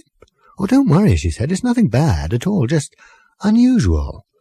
Very, very unusual." She touched his hand and then leant forward and kissed him briefly. "I shall be very interested to know," she said, "if you manage to work out what it is this evening. Now, let's go for a walk in Hyde Park." Arthur felt that if someone tapped him at that point he would have chimed, like the deep, sustained rolling chime his grey fishbowl made when he flicked it with his thumbnail. The summer sun was sinking through the trees in the park. Let's not mince words. Hyde Park is stunning. Everything about it is stunning except for the rubbish on Monday mornings. It is a park in which people do more extraordinary things than they do elsewhere. Arthur and Fenchurch found a man in shorts practising the bagpipes to himself under a tree. The piper paused to chase off an American couple who had tried timidly to put some coins on the box his bagpipes came in. "No!" he shouted at them. "Go away! I'm only practising." He started resolutely to re-inflate his bag, but even the noise this made could not disfigure their mood. Arthur put his arms around her and moved them slowly downwards. "I don't think it can be your bottom," he said after a while. "There doesn't seem to be anything wrong with that at all." "No," she agreed, "there's absolutely nothing wrong with my bottom." They kissed for so long that eventually the piper went and practised on the other side of the tree. "I'll tell you a story," said Arthur. "Good." They found a patch of grass which was relatively free of couples actually lying on top of each other, and sat and watched the stunning ducks and the low sunlight rippling on the water which ran beneath the stunning ducks. "A story," said Fenchurch, cuddling his arm to her, "which will tell you something of the sort of things that happened to me. It's absolutely true. You know, sometimes people tell you stories that are supposed to be something that happened to their wife's cousin's best friend, but actually probably got made up somewhere along the line. Well, it's like one of those stories, except that it actually happened. And I know it actually happened because the person it actually happened to was me." "Like the raffle ticket?" Arthur laughed. "Yes. Anyway, I had a train to catch. I arrived at the station about 20 minutes early. I'd got the time of the train wrong. I suppose it is at least equally possible," he added after a moment's reflection, "that British Rail had got the time of the train wrong. Hadn't occurred to me before." "Get on with it," Fenchurch laughed. "So I bought a newspaper to do the crossword and went to the buffet to get a cup of coffee. I also bought some biscuits." "What sort?" "Rich tea. Good choice. I like them. Laden with all these possessions, I went and sat at a table. And don't ask me what the table was like, because this was some time ago and I can't remember. It was probably round." "All right. So, let me give you the layout. Me sitting at the table.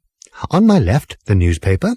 On my right, the cup of coffee. In the middle of the table, the packet of biscuits." "I see it perfectly." "What you don't see," said Arthur, "because I haven't mentioned him yet, is the guy sitting at the table already. He is sitting there opposite me." "What's he like?" "Perfectly ordinary. Briefcase, business suit.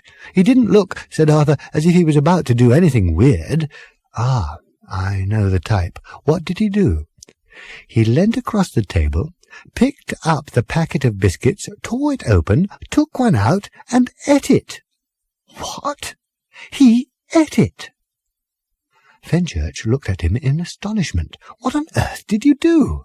"Well, in the circumstances, I did what any red-blooded Englishman would do.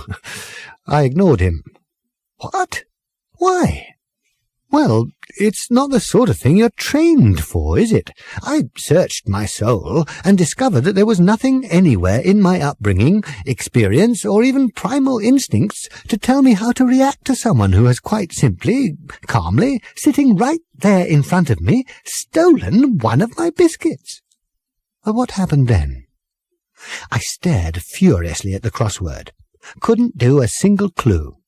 Took a sip of coffee. It was too hot to drink, so there was nothing for it. I braced myself. I took a biscuit, trying very hard not to notice that the packet was already mysteriously open. But you're fighting back, taking a tough line. Well, after my fashion, yes. I ate the biscuit. I ate it very deliberately and visibly, so that he would have no doubt as to what it was I was doing. When I eat a biscuit, it stays eaten." "So, what did he do?" "Took another one. Honestly, this is exactly what happened. He took another biscuit. He ate it, clear as daylight, certain as we are sitting on the ground." Fenchurch stirred uncomfortably. "And the problem was," said Arthur, "that having not said anything the first time, it was somehow even more difficult to broach the subject the second time around." "What do you say?" "Excuse me, I couldn't help noticing, it doesn't work." "No, I ignored it with, if anything, even more vigour than previously. I stared at the crossword again, still couldn't budge a bit of it, so showing some of the spirit that Henry V did on St. Crispin's Day, what? I went into the breach again. I took another biscuit, and for an instant our eyes met. Just for an instant, and we both looked away. But I am here to tell you that there was a little electricity in the air. There was a little tension building up over the table at about this time. I can imagine. We went through the whole packet like this. Him, me. Him, me. The whole packet? Well, it was only 8 biscuits, but it seemed like a lifetime of biscuits we were getting through at this point. When the empty packet was lying dead between us, the man at last got up, having done his worst, and left. I heaved a sigh of relief, of course.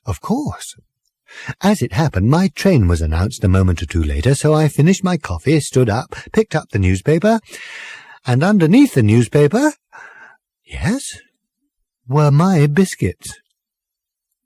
"What?" said Fenchurch. "What?" "True." "No," she gasped, and tossed herself back on the grass, laughing. She sat up again. "You complete nitwit," she hooted. "You almost completely and utterly foolish person." She pushed him backwards, rolled over him, kissed him, and rolled off again. He was surprised at how light she was. "Now you tell me a story," he said. She looked out over the lake and pondered. "All right," she said. "It's only a short one and not funny like yours, but anyway." She looked down. Arthur could feel that it was one of those sorts of moments. The air seemed to stand still around them, waiting. Arthur wished that the air would go away and mind its own business. "When I was a kid, I had this picture hanging over the foot of my bed. What do you think of it so far?" "I like it. I think it's moving well. You're getting the bedroom interest in nice and early. We could probably do with some development with the picture." "It was one of those pictures that children are supposed to like," she said, "but don't. Full of endearing little animals doing endearing things, you know." "I know. I was plagued with them too. Rabbits in waistcoats." "Exactly. Now, these rabbits were in fact on a raft, as were assorted rats and owls. And a boy was sitting on the raft, a boy of the cheery gypsy ragamuffin variety. The picture worried me, I must say.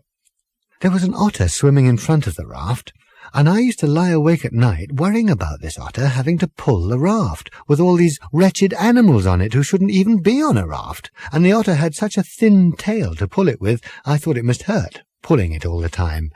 Worried me. Well, not badly, but just vaguely, all the time. Well, yes, I'm sure it would. Then, one day, and remember I'd been looking at this picture every night for years, I suddenly noticed that the raft had a sail. Never seen it before. The otter was fine, he was just swimming along. She shrugged. "Good story," she said. "Ends weakly," said Arthur. "Leaves the audience crying, 'Yes, but what of it?' Fine up till there, but it needs a final sting before the credits." Fenchurch laughed and hugged her legs. It was just such a sudden revelation, years of almost unnoticed worry just dropping away like taking off heavy weights, like black and white becoming colour, like a dry stick suddenly being watered. The sudden shift of perspective that says, "Put away your worries, the world is a good and perfect place. It is, in fact, very easy." You probably think I'm saying that because I'm going to say that I felt like that this afternoon or something, don't you? "Well, said Arthur, his composure suddenly shattered. "Well, it's all right," she said. "I did. That's exactly what I felt. But you see, I've felt that before, even stronger, incredibly strongly." "I'm afraid I'm a bit of a one," she said, gazing off into the distance for sudden, startling revelations. Arthur was at sea, could hardly speak, and felt it wiser, therefore, for the moment, not to try. It was very odd, she said, much as one of the pursuing Egyptians might have said that the behaviour of the Red Sea when Moses waved his rod at it was a little on the strange side. "Very odd," she repeated. "For days before, the strangest feeling had been building in me, as if I was going to give birth. No, it wasn't like that. In fact, it was more as if I was being connected into something, bit by bit. No, not even that. It was as if the whole of the earth, through me, was going to— Arthur, I mean this. This is very real to me. This is serious.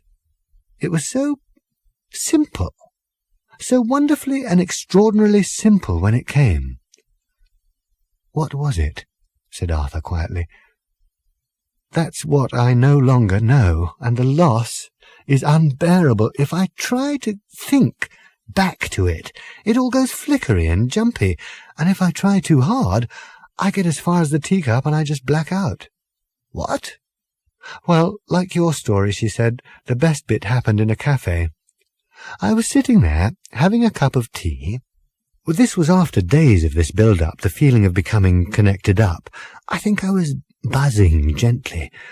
And there was some work going on at a building site opposite the cafe, and I was watching it through the window over the rim of my teacup, which I always find is the nicest way of watching other people working, and suddenly there it was in my mind, this message from somewhere. And it was so simple. It made such sense of everything. I just sat up and thought, Oh, well, that's all right then. I was so startled I almost dropped my teacup. In fact, I think I did drop it. How much sense am I making? It was fine up to the bit about the teacup. She shook her head and shook it again, as if trying to clear it, which is what she was trying to do. Well, that's it, she said. Fine up to the bit about the teacup. That was the point at which it seemed to me quite literally as if the world exploded. I know it sounds crazy, and everybody says it was hallucinations, but if that was hallucinations, then I have hallucinations in big screen 3D with 16-track Dolby stereo. It was as if the ground was literally ripped from under my feet, and she patted the grass lightly as if for reassurance, and then seemed to change her mind about what she was going to say. And I woke up in hospital. I suppose I've been in and out ever since. And that's why I have an instinctive nervousness, she said, of sudden, startling revelations that everything's going to be all right. She looked up at him. Arthur had simply ceased to worry himself about the strange anomalies surrounding his return to his home world, or rather had consigned them to that part of his mind marked, things to think about, urgent. Here is the world, he had told himself. Here, for whatever reason, is the world, and here it stays, with me on it. But now it seemed to go swimmy around him, as it had that night in the car when Fenchurch's brother had told him the silly stories of the CIA agent in the reservoir. Anyway, said Fenchurch suddenly and brightly and with a wide-eyed smile, there is something wrong with part of me, and you've got to find out what it is. We'll go home. Arthur shook his head. What's the matter? She said. Arthur had shaken his head, not to disagree with her suggestion, which he thought was a truly excellent one of the world's great suggestions, but because he was just for a moment trying to free himself of the recurring impression he had that just when he was least expecting it, the universe would suddenly leap out from behind a door and go boo at him. I'm just trying to get this entirely clear in my mind, he said. You say you felt as if the earth actually exploded. Yes, more than felt. Which is what everybody else says is hallucinations. Yes, but Arthur, that's ridiculous. People think that if you just say hallucinations, it explains anything you want it to explain, and eventually, whatever it is you can't understand will just go away. It's just a word. It doesn't explain anything. It doesn't explain why the dolphins disappeared. No, said Arthur. No, he added thoughtfully. No, he added again, even more thoughtfully. What? He said at last. Doesn't explain the dolphins disappearing. No, said Arthur. I see that. Which dolphins do you mean? What do you mean, which dolphins? I'm talking about when all the dolphins disappeared. She put her hand on his knee, which made him realize that the tingling going up and down his spine was not her gently stroking his back, and must instead be one of the nasty, creepy feelings he so often got when people were trying to explain things to him. The dolphins? Yes. All the dolphins? Said Arthur. Disappeared? Yes. The dolphins, you're saying the dolphins all disappeared. Is this, said Arthur, trying to be absolutely clear on the point, what you're saying? Arthur, where have you been, for heaven's sake? The dolphins all disappeared on the same day that I... She stared at him intently. No dolphins. All gone. Vanished. Did you really not know that? It was clear from his startled expression that he did not. Well, where did they go? He asked. No one knows. That's what vanished means. Well, there is one man who says he knows about it, but everyone says he lives in California and is mad. I was thinking of going to see him because it seems the only lead I've got on what happened to me." She shrugged and then looked at him long and quietly. "I really would like to know where you've been," she said. "I think something terrible happened to you then as well, and that's why we recognized each other." She glanced round the park, which was now being gathered into the clutches of dusk. "Well," she said, "now you've got someone you can tell." Arthur slowly let out a long year of a sigh. "It is," he said, "a very long story." Fenchurch leant across him and drew over her canvas bag. "Is it anything to do with this?" she said. The thing she took out of her bag was battered and travel-worn, as if it had been hurled into prehistoric rivers, baked under the sun that shines so redly on the deserts of Kakrafoon, half buried in the marble sands that fringe the heady, vapoured oceans of Santraginus V, frozen on the glaciers of the moon of Jaglan Beta, sat on, kicked around spaceships, scuffed and generally abused, and since its makers had thought that these were exactly the sort of things that might happen to it, they had thoughtfully encased it in a sturdy plastic cover and written on it in large, friendly letters the words, "Don't panic." "Where did you get this?" said Arthur, startled, taking it from her. "Ah," she said, "I thought it was yours. In Russell's car that night. You dropped it." Arthur drew The Hitchhiker's Guide to the Galaxy from its cover. It was like a small, thin, flexible lap computer. He tapped some buttons till the screen flared with text. There was a stream of data, text, diagrams, figures and images, moving descriptions of surf on Australian beaches, yogurt on Greek islands, restaurants to avoid in Los Angeles, currency deals to avoid in Istanbul, weather to avoid in London, bars to go to everywhere, pages and pages of it. It was all there. This was a planet he had seen completely destroyed. Seen with his own 2 eyes, or rather blinded as he had been by the hellish disruption of air and light, felt with his own 2 feet as the ground had started to pound at him like a hammer, bucking, roaring, gripped by tidal waves of energy pouring out of the loathsome yellow Vogon ships. Then, at last, 5 seconds after the moment he had determined as being the last possible moment had already passed, the gently swinging nausea of dematerialization, as he and Ford Prefect had been beamed up through the atmosphere like a sports broadcast. There was no mistake. There couldn't have been. The Earth had definitely been destroyed. Definitely. Boiled away into space. Suddenly he realized what the answer to the problem was, and it was this, that something very weird was happening. "Have you been to any of these places?" said Fenchurch. "A few," Arthur said. "Can we go to them? I want to know what the message was that I lost, and where it came from, because I don't think," she added, standing up and looking round the increasing gloom of the park, "that it came from here. I'm not even sure that I know where here is." The night in Islington was sweet and fragrant. Arthur put Dire Straits on the stereo. Fenchurch pushed ajar the upstairs front door to let in a little more of the sweet, fragrant night air. They both sat on some of the furniture made out of cushions, very close to the open bottle of champagne. "No," said Fenchurch, "not till you found out what's wrong with me. Which bit? But I suppose," she added very, very quietly, "that we may as well start with where your hand is now." Arthur said, "So which way do I go?" "Down," said Fenchurch, "on this occasion." He moved his hand. "Down," she said, "is, in fact, the other way." "Oh, yes," said Arthur. "And so we come to your knee. There is something terribly and tragically wrong with your left knee." "My left knee," said Fenchurch, "is absolutely fine." "So it is. So it has to be something to do with your feet." She smiled in the dim light, and wriggled her shoulders noncommittally against the cushions. Arthur held her left foot in his lap and looked it over carefully. All kinds of stuff about the way her dress fell away from her legs was making it difficult for him to think particularly clearly at this point. "I have to admit," he said, "that I really don't know what I'm looking for."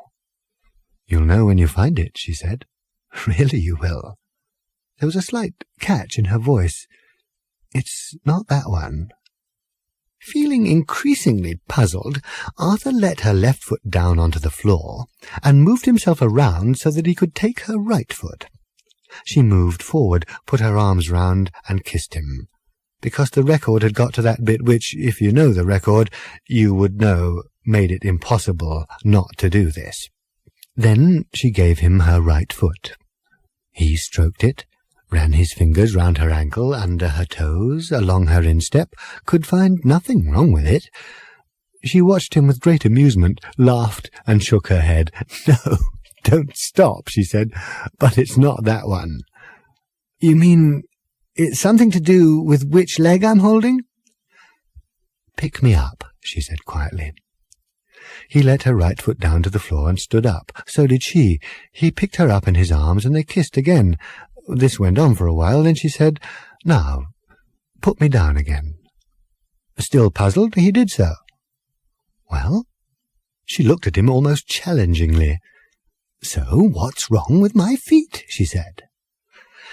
Arthur still did not understand. He sat on the floor, then got down on his hands and knees to look at her feet, in situ, as it were, in their normal habitat, and as he looked closely, something odd struck him. He put his head right down to the ground and peered. There was a long pause. He sat back heavily. "Yes," he said, "I see what's wrong with your feet. They don't touch the ground." "So, what do you think?" Arthur looked up at her quickly and saw the deep apprehension making her eyes suddenly dark. She bit her lip and trembled. He stood up quickly, put his arms around her, and gave her a single kiss. "Perhaps you can do what I can do," he said, and walked straight out of her upstairs front door. The record got to the good bit. Luckily there was a strong updraft in the alley, because Arthur hadn't done this sort of thing for a while, at least not deliberately, and deliberately is exactly the way you are not meant to do it. He swung down sharply, nearly catching himself a nasty crack on the jaw with the doorstep, and tumbled through the air, so suddenly stunned with what a profoundly stupid thing he had just done, that he completely forgot the bit about hitting the ground, and didn't. A nice trick, he thought to himself, if you can do it. The ground was hanging menacingly above his head. He tried not to think about the ground, what an extraordinary big thing it was, and how much it would hurt him if he decided to stop hanging there, and suddenly fall on him. A Mars bar wrapper fluttered down the alleyway. After a seeming moment of doubt and indecision, it eventually allowed the wind to ease it, fluttering between him and the ground. The ground was still hanging menacingly above his head, and he thought it was probably time to do something about that, such as fall away from it, which is what he did. As he fell very slowly, he closed his eyes carefully so as not to jolt anything. The feel of his eyes closing ran down his whole body. Once it had reached his feet, and the whole of his body was alerted to the fact that his eyes were now closed and was not panicked by it, he slowly revolved his body one way and his mind the other. He could feel the air clear about him now, breezing around him quite cheerfully, untroubled by his being there, and slowly, as from a deep and distant sleep, he opened his eyes. He had flown before, of course, flown many times on cricket, until all the bird talk had driven him scatty, but this was different. Here he was on his own world, quietly and without fuss, beyond a slight trembling which could have been attributable to a number of things being in the air. 10 or 15 feet below him was the hard tarmac, and a few yards off to the right the yellow streetlights of Upper Street. Luckily the alleyway was dark, since the light which was supposed to see it through the night was on an ingenious time switch, which meant it came on just before lunchtime and went off again as the evening was beginning to draw in. He was, therefore, safely shrouded in a blanket of dark obscurity. He very slowly lifted his head to Fenchurch, who was standing in silent, breathless amazement, silhouetted in her upstairs doorway. Her face was inches from his.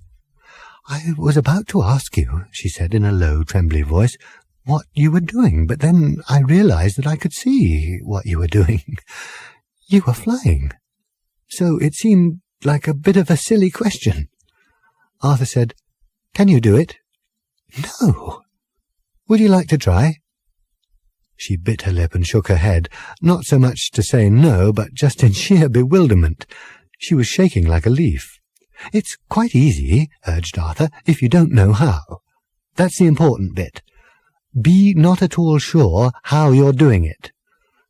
Just to demonstrate how easy it was, he floated away down the alley, fell upwards quite dramatically, and bobbed back down to her like a banknote on a breath of wind. "Ask me how I did that." "How did you do that?" "No idea, not a clue." She shrugged in bewilderment. "So how can I?" Arthur bobbed down a little lower and held out his hand. "I want you to try," he said, "to step onto my hand, just 1 foot." Nervously, hesitantly almost, she told herself, as if she was trying to step onto the hand of someone who was floating in front of her in mid-air, she stepped onto his hand. "Now the other." "What?" "Take the weight off your back foot." "I can't." "Try it." She fixed her eyes very firmly on the guttering of the roof of the decrepit warehouse opposite, and didn't think for a moment about the fact that she was standing on the hands of someone who wasn't standing on anything at all. "Now," said Arthur, "take the weight off your left foot.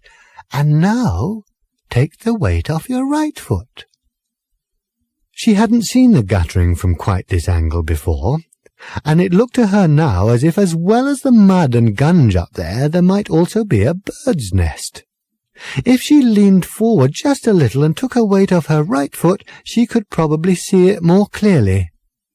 They drifted up, spiralling slowly around each other, like sycamore seeds falling from sycamore trees in the autumn, except going the other way. And as they drifted up, their minds sang with the ecstatic knowledge that either what they were doing was completely and utterly and totally impossible, or that physics had a lot of catching up to do. Dwindling headily beneath them, the beaded strings of lights of London. London, Arthur had to keep reminding himself, not the strangely coloured fields of cricket, or the remote fringes of the galaxy, lighted freckles of which faintly spanned the opening sky above them, but London, swayed, swaying and turning, turned. "We're flying," she said. Her voice seemed strangely clear, but distant in all the vast, empty air. It was breathy and faint with disbelief. All those things, clear, faint, distant, breathy, at the same time. Just below cloud level, they paused and scanned where they had impossibly come. The ground was something not to regard with any too firm or steady an eye, but merely to glance at, as it were, in passing. Fenchurch tried some little swoops, daringly, and found that if she judged herself just right against a body of wind, she could pull off some really quite dazzling ones with a little pirouette at the end, followed by a little drop which made her dress billow around her. Arthur helped her take it off. It drifted down and away, whipped by the wind until it was a speck which finally vanished, and for various complicated reasons revolutionized the life of a family in Hounslow, over whose washing line it was discovered draped in the morning. In a mute embrace they drifted up till they were swimming amongst the misty wraiths of moisture that you can see feathering round the wings of an aeroplane when you are sitting warm and safe inside. Arthur and Fenchurch could feel them wispy, cold and thin, wreathing round their bodies. They felt, even Fenchurch, now protected from the elements by only a couple of fragments from Marks and Spencer, that if they were not going to let the force of gravity bother them, then mere cold or paucity of atmosphere could go and whistle. The 2 fragments from Marks and Spencer which, as Fenchurch rose now into the misty body of the clouds, Arthur removed very, very slowly, went on to create considerable havoc in the morning, in, respectively, counting from top to bottom, Isleworth and Richmond. They were in the cloud for a long time because it was stacked very high, and when finally they emerged wetly above it, Fenchurch slowly spilling like a starfish lapped by a rising tide pool, they found that above the clouds is where the night gets seriously moonlit. The light is darkly brilliant. There are different mountains up there, but they are mountains with their own white Arctic snows. They had emerged at the top of the high-stacked cumulonimbus, and now began lazily to drift down its contours, as Fenchurch eased Arthur in turn from his clothes, prized him free of them till all were gone, winding their surprised way down into the enveloping whiteness. She kissed him, kissed his neck, his chest, and soon they were drifting on, turning slowly, in a kind of speechless T-shape. A Boeing 747 is a big thing, terrifyingly big. You know when one is in the air with you. There is a thunderous attack of air, a moving wall of screaming wind, and you get tossed aside if you are foolish enough to be doing anything remotely like what Arthur and Fenchurch were doing in its close vicinity, like butterflies in the Blitz. This time, however, there was a heart-sickening fall or loss of nerve, a regrouping moments later, and a wonderful new idea enthusiastically signalled through the buffeting noise. Mrs. E. Capelson of Boston, Massachusetts, was an elderly lady. Indeed, she felt her life was nearly at an end. She had seen a lot of it, been puzzled by some, but she was a little uneasy to feel at this late stage bored by too much. It had all been very pleasant, but perhaps a little too explicable, a little too routine. With a sigh, she flipped up the little plastic window shutter and looked out over the wing. At first she thought she ought to call the stewardess, but then she thought, no, damn it, definitely not. This was for her, and her alone. By the time her two inexplicable people finally slipped back off the wing and tumbled into the slipstream, she had cheered up, and she was most immensely relieved to think that virtually everything that anybody had ever told her was wrong. The following night, Arthur and Fenchurch did it all over again, only this time with Sony Walkmen. A few days later, Fenchurch had to go out, so Arthur settled down for a day of telephoning. Murray Boast Henson was a journalist on one of the papers with small pages and big print. He happened to be the only journalist that Arthur knew personally. Murray had his own special kind of conversational language which he had invented for his own use and which no one else was able to speak or even to follow. Hardly any of it meant anything at all. The bits which did mean anything were often so wonderfully buried that no one could ever spot them slipping past in the avalanche of nonsense. "Arthur, my old soup spoon, my old silver tureen, how particularly stunning to hear from you. Someone told me you'd gone off into space or something." "What?" said Arthur. "Or just a rumour, my old elephant tusk, my little green baize card table, just a rumour. Probably means nothing at all, but I may need a quote from you." "Nothing to say, just pub talk." "We thrive on it, my old prosthetic limb, we thrive on it. Anyway, my old I won't say what, how do you feel about having ridden on Halley's Comet?" "I haven't," said Arthur with a suppressed sigh. "OK, how do you feel about not having ridden on Halley's Comet?" "Pretty relaxed, Murray." There was a pause while Murray wrote this down. "Good enough for me, Arthur, good enough for Ethel and me and the chickens. Fits in with the general weirdness of the week. Week of the Weirdos, we're thinking of calling it. Good, eh?" "Very good." "Got a ring to it. First we have this man it always rains on." "What?" "It's the absolute stocking-top truth, all documented in his little black book. It all checks out at every single fun-loving level. The Met Office is going ice-cold thick banana whips, and funny little men in white coats are flying in from all over the world with their little rulers and boxes and drip feeds. This man is the bee's knees, Arthur. He is the wasp's nipples. We are calling him the rain god. Nice, eh?" "I think I've met him. Complains all the time, yes?" "Incredible! You've met the rain god?" "If it's the same guy, I told him to stop complaining and show someone his book." There was an impressed pause from Murray Boast Henson's end of the phone. "Well, you did a bundle. An absolute bundle has absolutely been done by you. Listen, do you know how much a tour operator is paying that guy not to go to Malaga this year? I mean, forget irrigating the Sahara and boring stuff like that. This guy has a whole new career ahead of him, just avoiding places for money. The man's turning into a monster, Arthur. We might even have to make him win the bingo. Listen, we may want to do a feature on you, Arthur. The man who made the rain god rain. We may need to photograph you under a garden shower, but that'll be okay. Where are you? Islington. Islington? Yes. Well, what about the real weirdness of the week? The real seriously loopy stuff. You know anything about these flying people? No. You must have. This is a real seethingly crazy one. This is the real meatballs in the batter. Locals are phoning in all the time to say that there's this couple who go flying nights. We got guys down in our photo labs working through the night to put together a genuine photograph. You must have heard. No. Arthur, where have you been? Oh, it's space, right, I got your quote. But that was months ago. Listen, it's night after night this week, my old cheese grater, right on your patch. This couple just fly around the sky and start doing all kinds of stuff. You don't know anything? No. Arthur, it's been almost inexpressibly delicious conversing with you, chum bum, but I have to go. I'll send the guy with the camera and the hose. Give me the address. I'm ready and writing. Listen, Murray, I called to ask you something. I have a lot to do. I just wanted to find out something about the dolphins. No story. Last year's news. Forget 'em. They're gone. It's important. Listen, no one will touch it. You can't sustain a story, you know, when the only news is the continuing absence of whatever it is the story's about. Not our territory, anyway. Try the Sundays. Murray, I'm not interested in whether it's a story.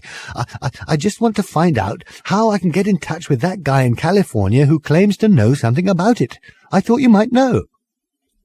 People are beginning to talk, said Fenchurch that evening, after they'd hauled her cello in. Not only talk, said Arthur, but print in big bold letters under the bingo prizes, which is why I thought I'd better get these. He showed her the long, narrow booklets of airline tickets. Arthur, she said, hugging him, does that mean you managed to talk to him? I have had a day, said Arthur, of extreme telephonic exhaustion. I have spoken to virtually every department of virtually every paper in Fleet Street, and I finally tracked his number down.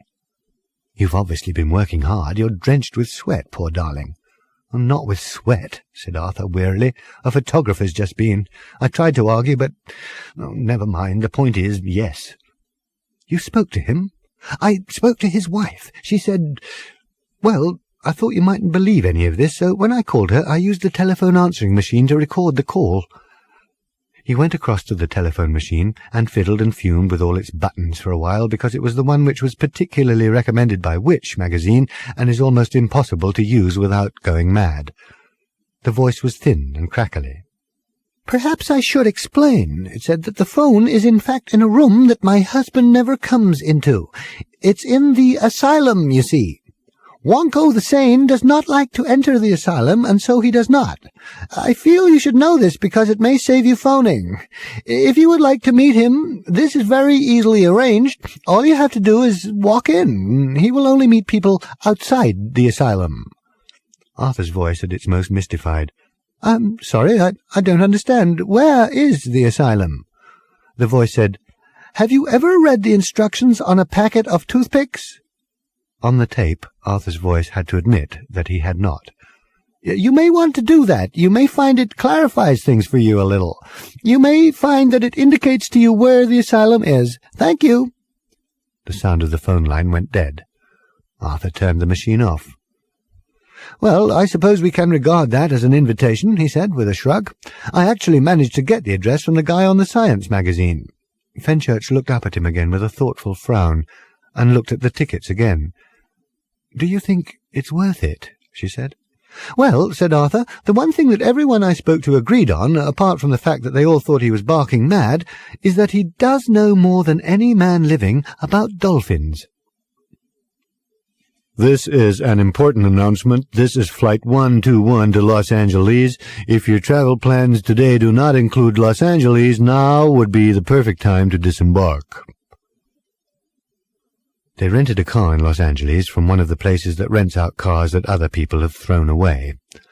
Late in the evening they drove through the Hollywood Hills, along Mulholland Drive and stopped to look out over the dazzling sea of floating lights that is Los Angeles. "I know that he will be able to help us," said Fenchurch determinedly. "I know he will. What's his name again that he likes to be called?" "Wonko the Sane. I know that he will be able to help us." Arthur wondered if he would, and hoped that he would, and hoped that what Fenchurch had lost could be found here, on this earth, whatever this earth might prove to be.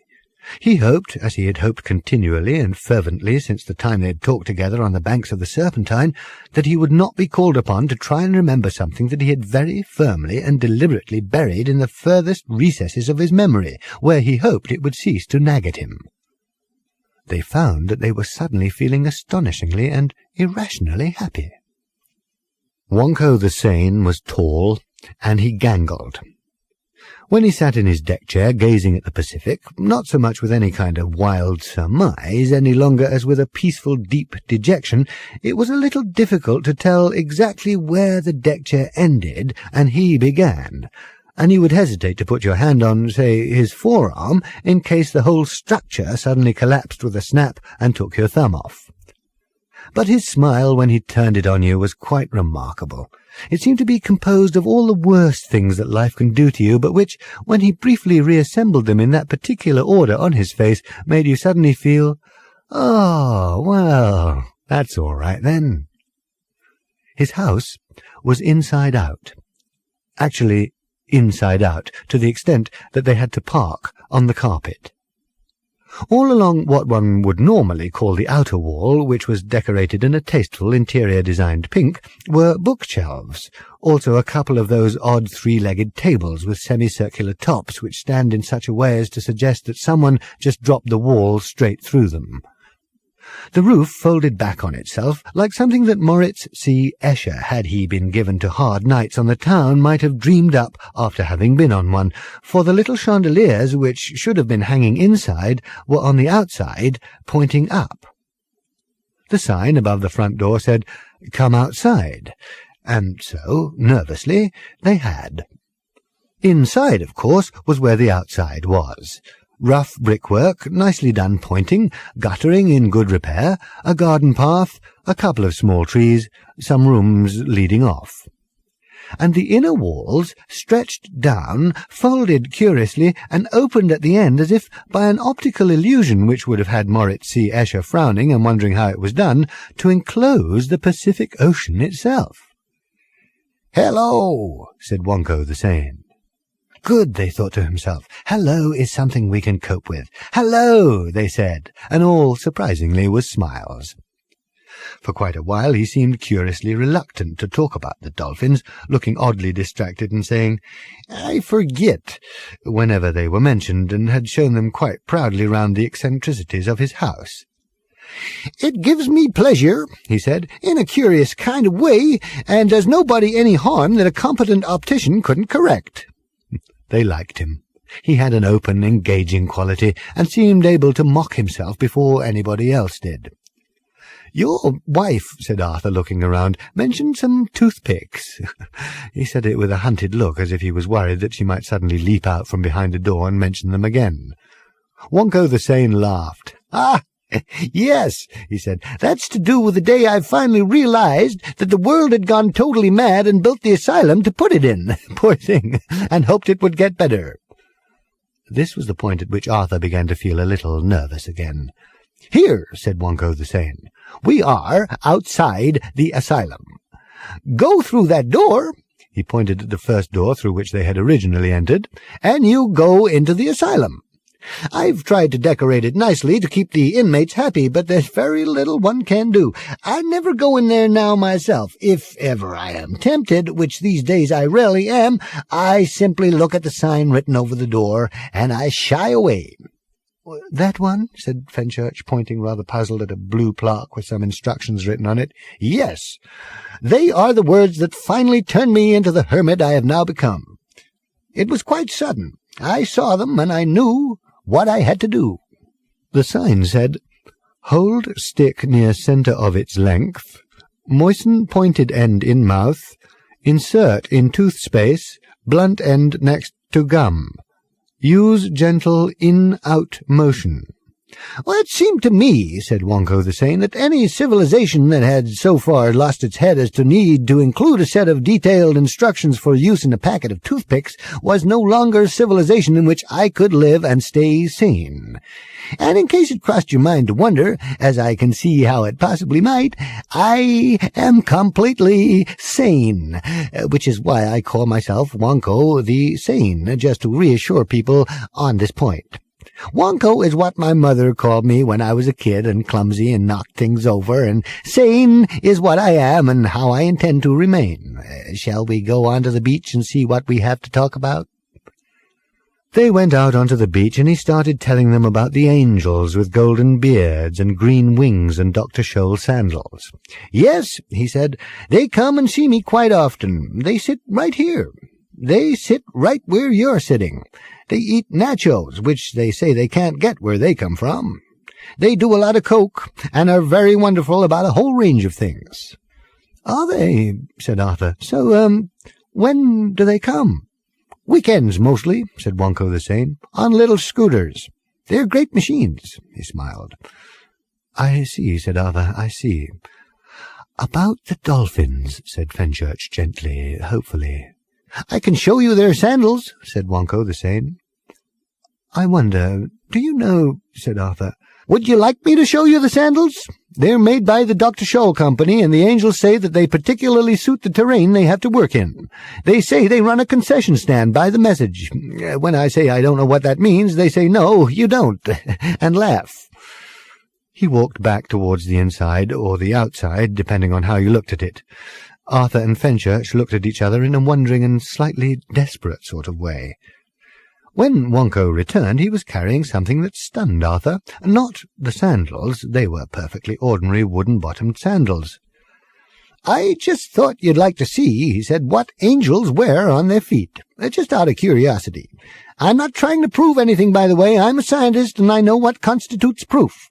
But the reason I call myself by my childhood name is to remind myself that a scientist must also be absolutely like a child. If he sees a thing, he must say that he sees it, whether it was what he thought he was going to see or not. See first, think later, then test. He smiled. But always see first. Otherwise you will only see what you were expecting. Anyway, I also thought you might like to see this. This was the thing that Arthur had been stunned to see him carrying, for it was a wonderful, silver-grey fish-bowl, seemingly identical to the one in Arthur's bedroom. "Where did you get that?" said Fenchurch, sharply and with a gasp in her voice. Arthur glanced at Fenchurch sharply and with a gasp in his voice said, "What? Have you seen one of these before?" "Oh, yes," she said, "I've got one, or at least did have. Russell nicked it to put his golf balls in. I don't know where it came from, just that I was angry with Russell for nicking it. Why, have you got one?" "Yes, it was—" They both became aware that Wonko the Sane was glancing sharply backwards and forwards between them and trying to get a gasp in edgeways. "You have one of these too?" he said to both of them. "Yes," they both said it. He looked long and calmly at each of them. Then he held up the bowl to catch the light of the Californian sun. The bowl seemed almost to sing with the sun, to chime with the intensity of its light, and cast darkly brilliant rainbows around the sand and upon them. He turned it and turned it. They could see quite clearly in the fine tracery of its etchwork the words, "So long, and thanks for all the fish." "Do you know," asked Wonko quietly, "what it is?" They each shook their heads slowly and with wonder, almost hypnotized by the flashing of the lightning shadows in the grey glass. "It is a farewell gift from the dolphins," said Wonko in a low, quiet voice. "The dolphins whom I loved and studied and swam with and fed with fish and even tried to learn their language, a task which they seemed to make impossibly difficult, considering the fact that I now realize they were perfectly capable of communicating in hours if they decided they wanted to." He shook his head with a slow, slow smile. "What have you done with yours?" he said to Arthur. I keep a fish in it," said Arthur, slightly embarrassed. "I happen to have this fish I was wondering what to do with, and there was this bowl—" He tailed off. "Have you held it to your ear?" asked Wonko. They both shook their heads. "Perhaps," he said, "you should." The deep roar of the ocean, the break of waves on further shores than thought can find, the silent thunders of the deep. And from among it, voices calling, and yet not voices, humming, trillings, the half-articulated songs of thought. Greetings, waves of greetings, sliding back down into the inarticulate words breaking together. A crash of sorrow on the shores of earth, waves of joy on a world indescribably found, indescribably arrived at, indescribably wet, a song of water. A fugue of voices now, clamouring explanations of a disaster unavertible, a world to be destroyed, a surge of helplessness, a spasm of despair, again the break of words, and then the fling of hope, the finding of a shadow earth in the implications of enfolded time, submerged dimensions, the pull of parallels, the deep pull, the spin of will, the flight.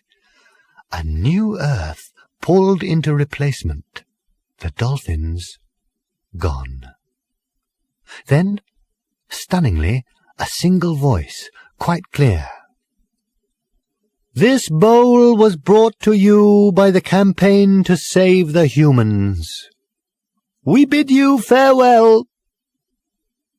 And then the sound of long, heavy, perfectly grey bodies rolling away into an unknown, fathomless deep, quietly giggling.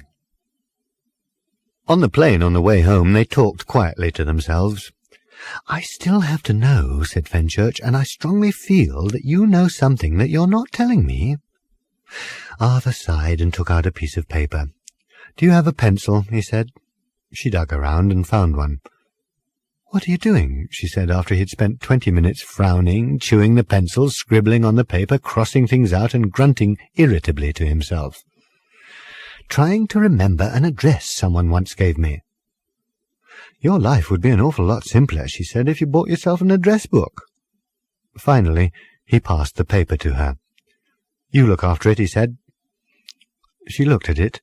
Among all the scratchings and crossings out were the words Quentulus Quasgar Mountains, Sevel Bupstri, Planet of Preliumtan, Sun Zos, Galactic Sector QQ7.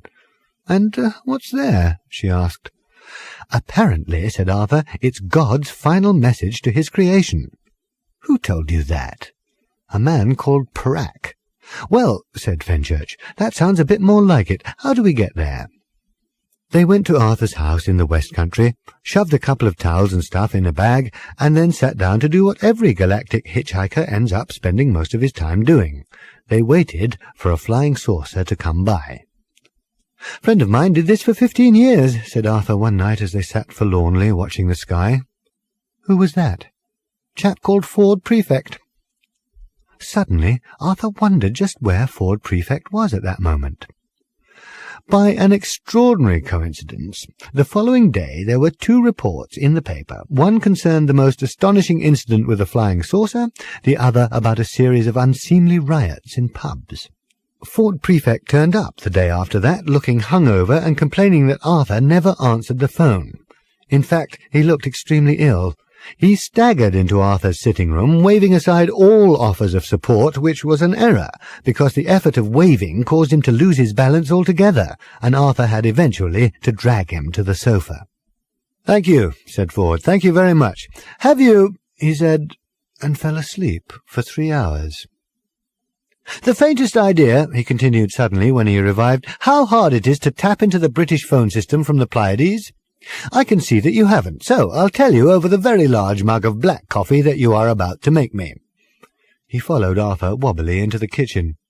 "Stupid operators keep asking you where you're calling from, and you try and tell them Letchworth, and they say you couldn't be if you're coming in on that circuit. What are you doing?" "Making you some black coffee." "Oh." Ford seemed oddly disappointed. He looked about the place forlornly. "What was I saying?"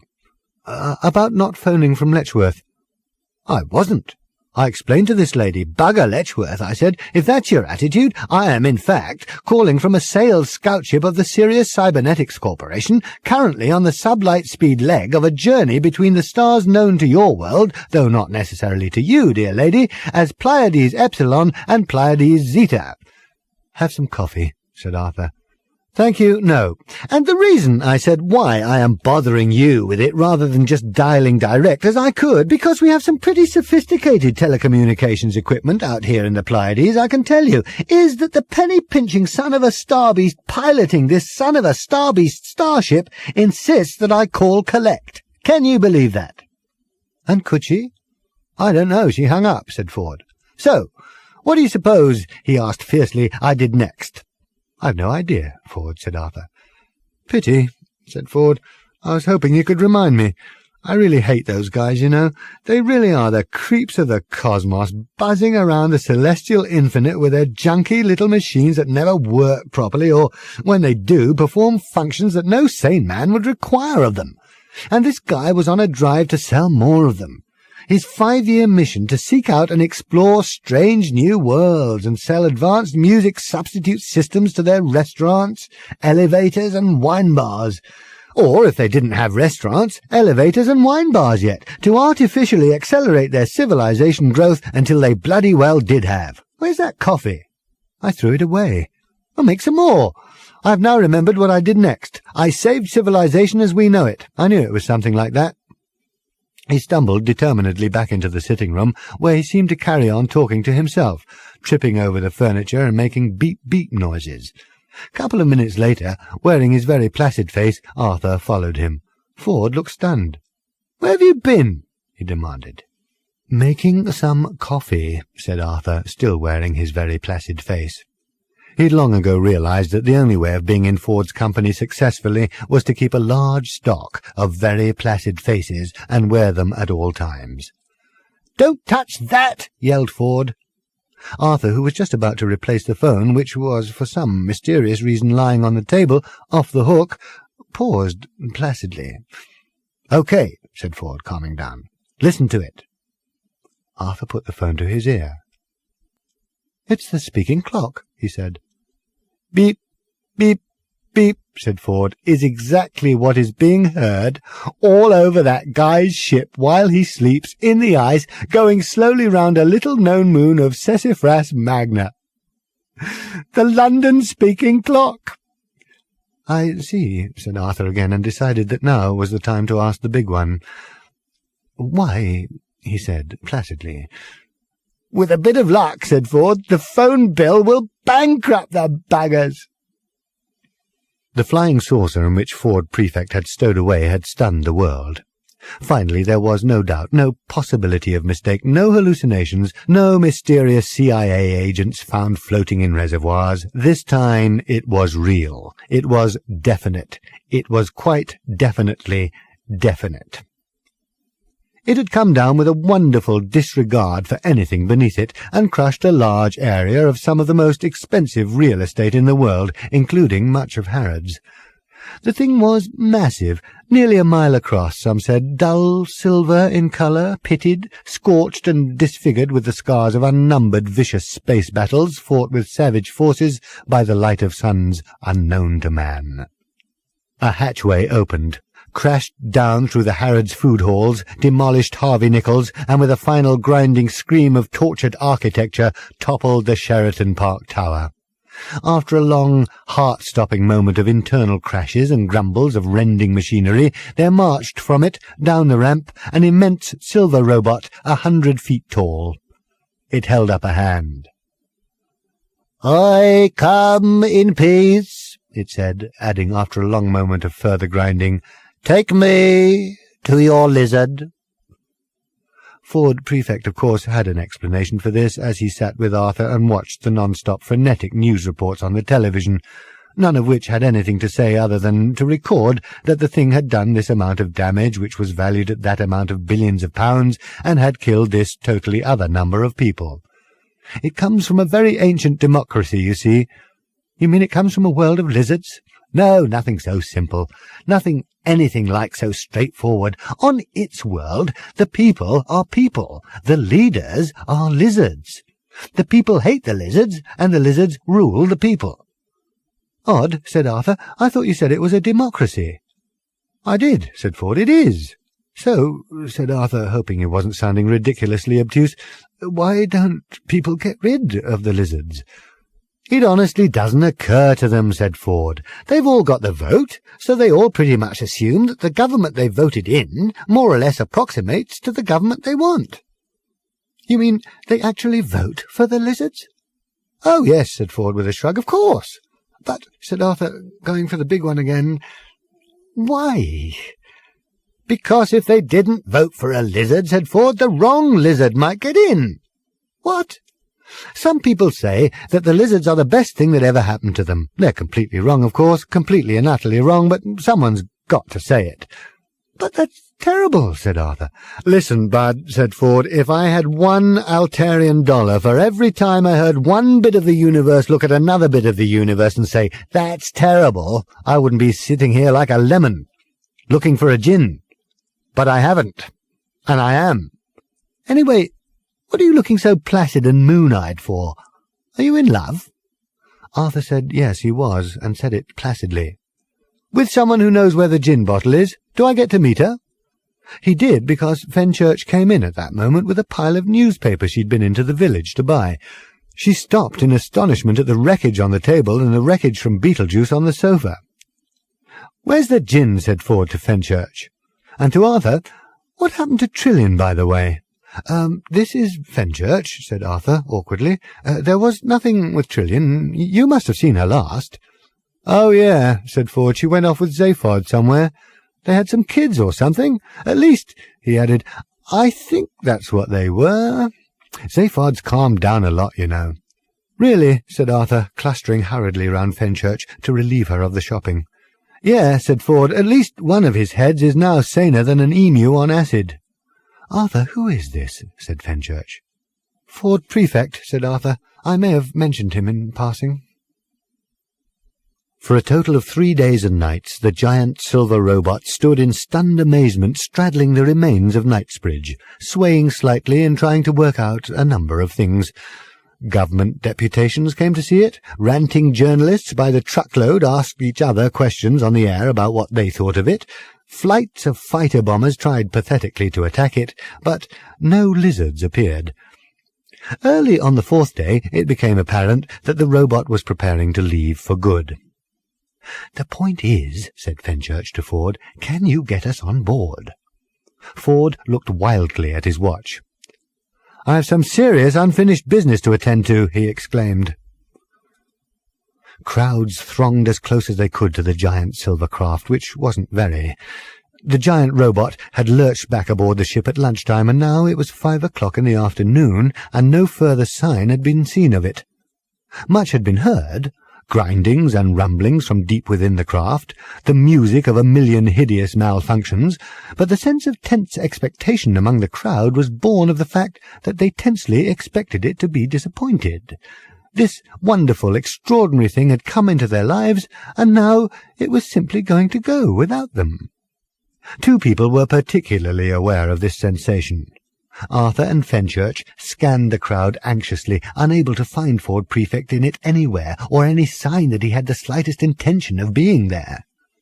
"How reliable is he?" asked Fenchurch in a sinking voice.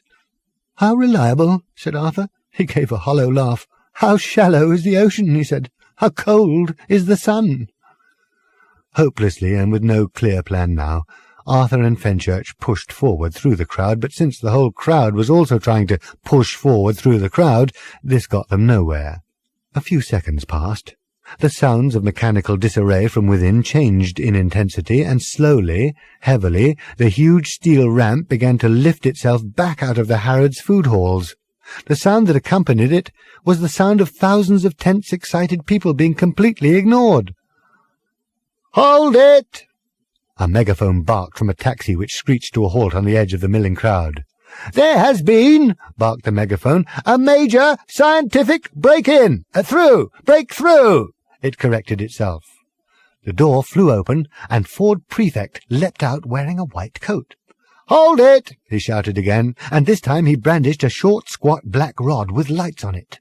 The lights winked briefly. The ramp paused in its ascent, and then, in obedience to the signals from the rod, slowly ground its way downwards again. Ford Prefect grabbed his megaphone from out of the taxi and started bawling at the crowd through it. "Make way!" he shouted. "Make way, please! This is a major scientific breakthrough! You, get the equipment from the taxi!" Completely at random, he pointed at Arthur and Fenchurch, who wrestled their way back out of the crowd and clustered urgently around the taxi. "All right, I want you to clear a passage, please, for some important pieces of scientific equipment," boomed Ford. "Just everybody keep calm. It's all under control. There's nothing to see. It is merely a major scientific breakthrough. Keep calm now. Important scientific equipment. Clear the way." Hungry for new excitement, delighted at this sudden reprieve from disappointment, the crowd enthusiastically fell back and started to open up. Arthur was a little surprised to see what was printed on the boxes of important scientific equipment in the back of the taxi. "Hang your coat over them," he muttered to Fenchurch as he heaved them out to her. Hurriedly he manoeuvred out the large supermarket trolley that was also jammed against the back seat. It clattered to the ground, and together they loaded the boxes into it. "Clear a path, please!" shouted Ford again. "Everything's under proper scientific control!" The crowd surged and closed behind them again, as frantically they pushed and hauled the rattling supermarket trolley through the rubble towards the ramp. "It's all right," Ford continued to bellow. "There is nothing to see. It's all over. None of this is actually happening." And then, very suddenly, as the crowd began to close in again, he shouted, "Walkmen!" and pulled half a dozen miniature tape players from his pockets and tossed them into the crowd. The resulting seconds of utter confusion allowed them to get the supermarket trolley to the edge of the ramp and to haul it up onto the lip of it. "Hold tight," muttered Ford, and released a button on his electronic rod. Beneath them, the huge ramp juddered and began slowly to heave its way upwards.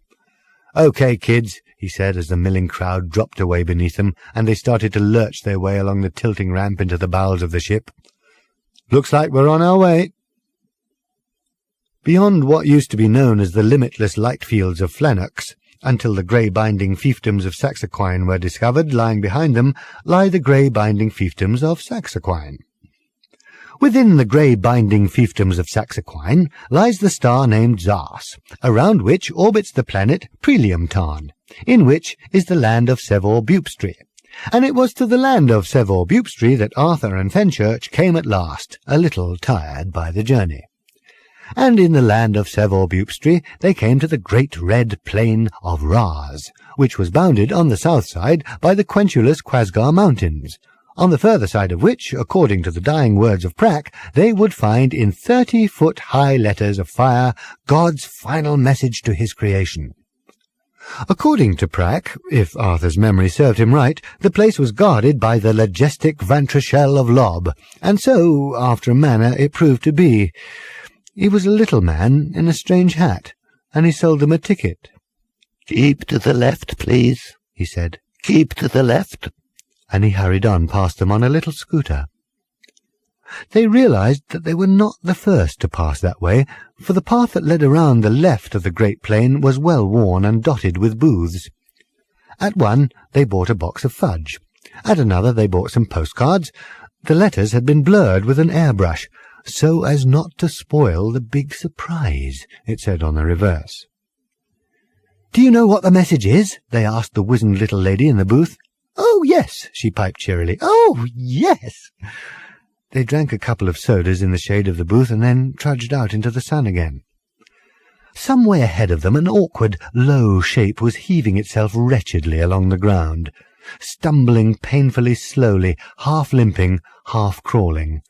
It was moving so slowly that before too long they caught the creature up, and could see that it was made of worn, scarred, and twisted metal. It groaned at them as they approached it, collapsing in the hot, dry dust. "So much time," it groaned. "Oh, so much time. And pain as well. So much of that, and so much time to suffer it into. One or the other on its own I could probably manage. It's the two together that really get me down. Oh, hello. You again." "Marvin," said Arthur sharply, crouching down beside it, "is that you?" "What is it?" whispered Fenchurch in alarm, crouching behind Arthur and grasping onto his arm. "Well, he's sort of an old friend," said Arthur. Marvin tried to twist himself up on his misshapen elbows. "Is there any last service you would like me to perform for you, perhaps?" he asked in a kind of hollow rattle. "A piece of paper that perhaps you'd like me to pick up for you? Or maybe you would like me to open a door? Don't seem to be any doors around at present, but I'm sure that if we waited long enough, someone would build one." "Arthur," hissed Fenchurch in his ear sharply, "you never told me of this. What have you done to this poor creature?" "Nothing," insisted Arthur sadly. "He's always like this." "Ha!" snapped Marvin. "What do you know of always?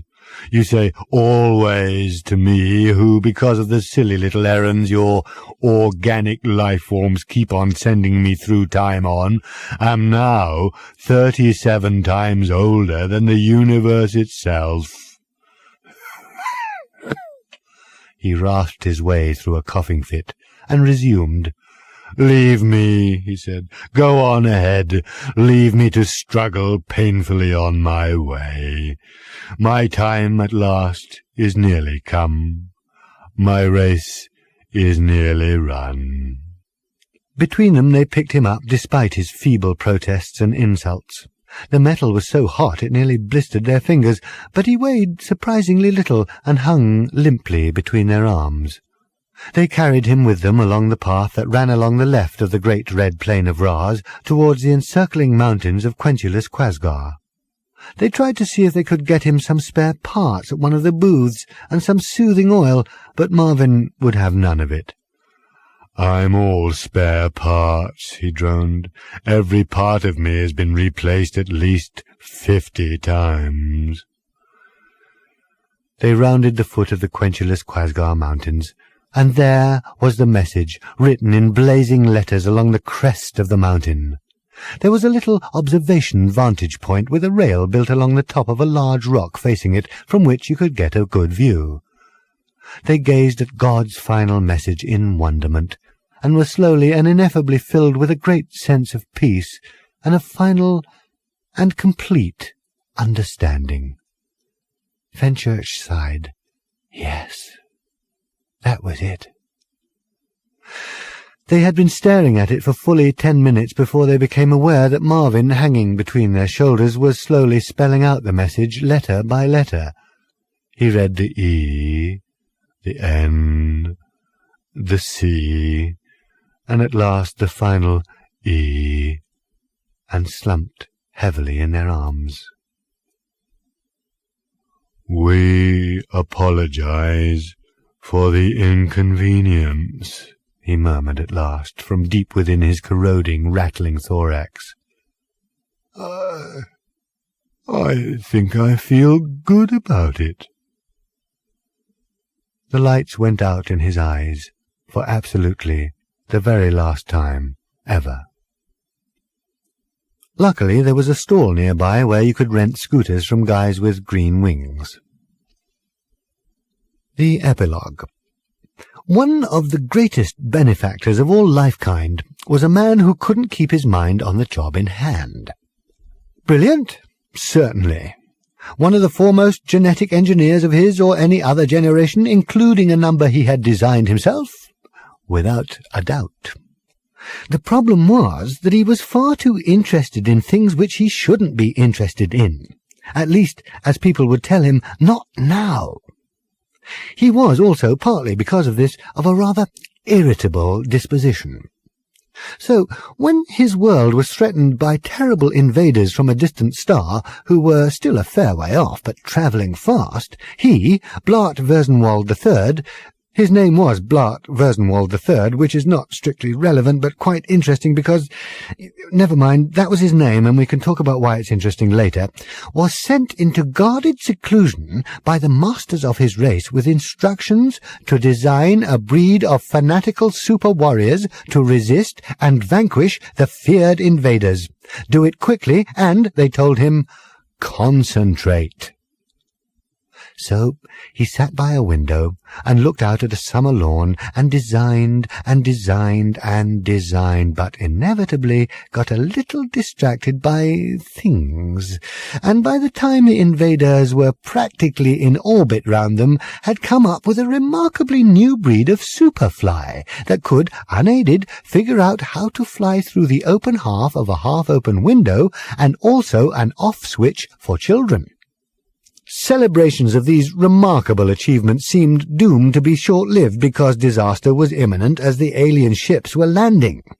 But astoundingly, the fearsome invaders who, like most warlike races, were only on the rampage because they couldn't cope with things at home, were stunned by Versenwald's extraordinary breakthroughs, joined in the celebrations, and were instantly prevailed upon to sign a wide-ranging series of trading agreements and set up a program of cultural exchanges.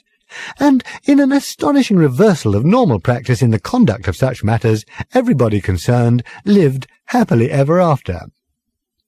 There was a point to this story, but it has temporarily escaped the chronicler's mind.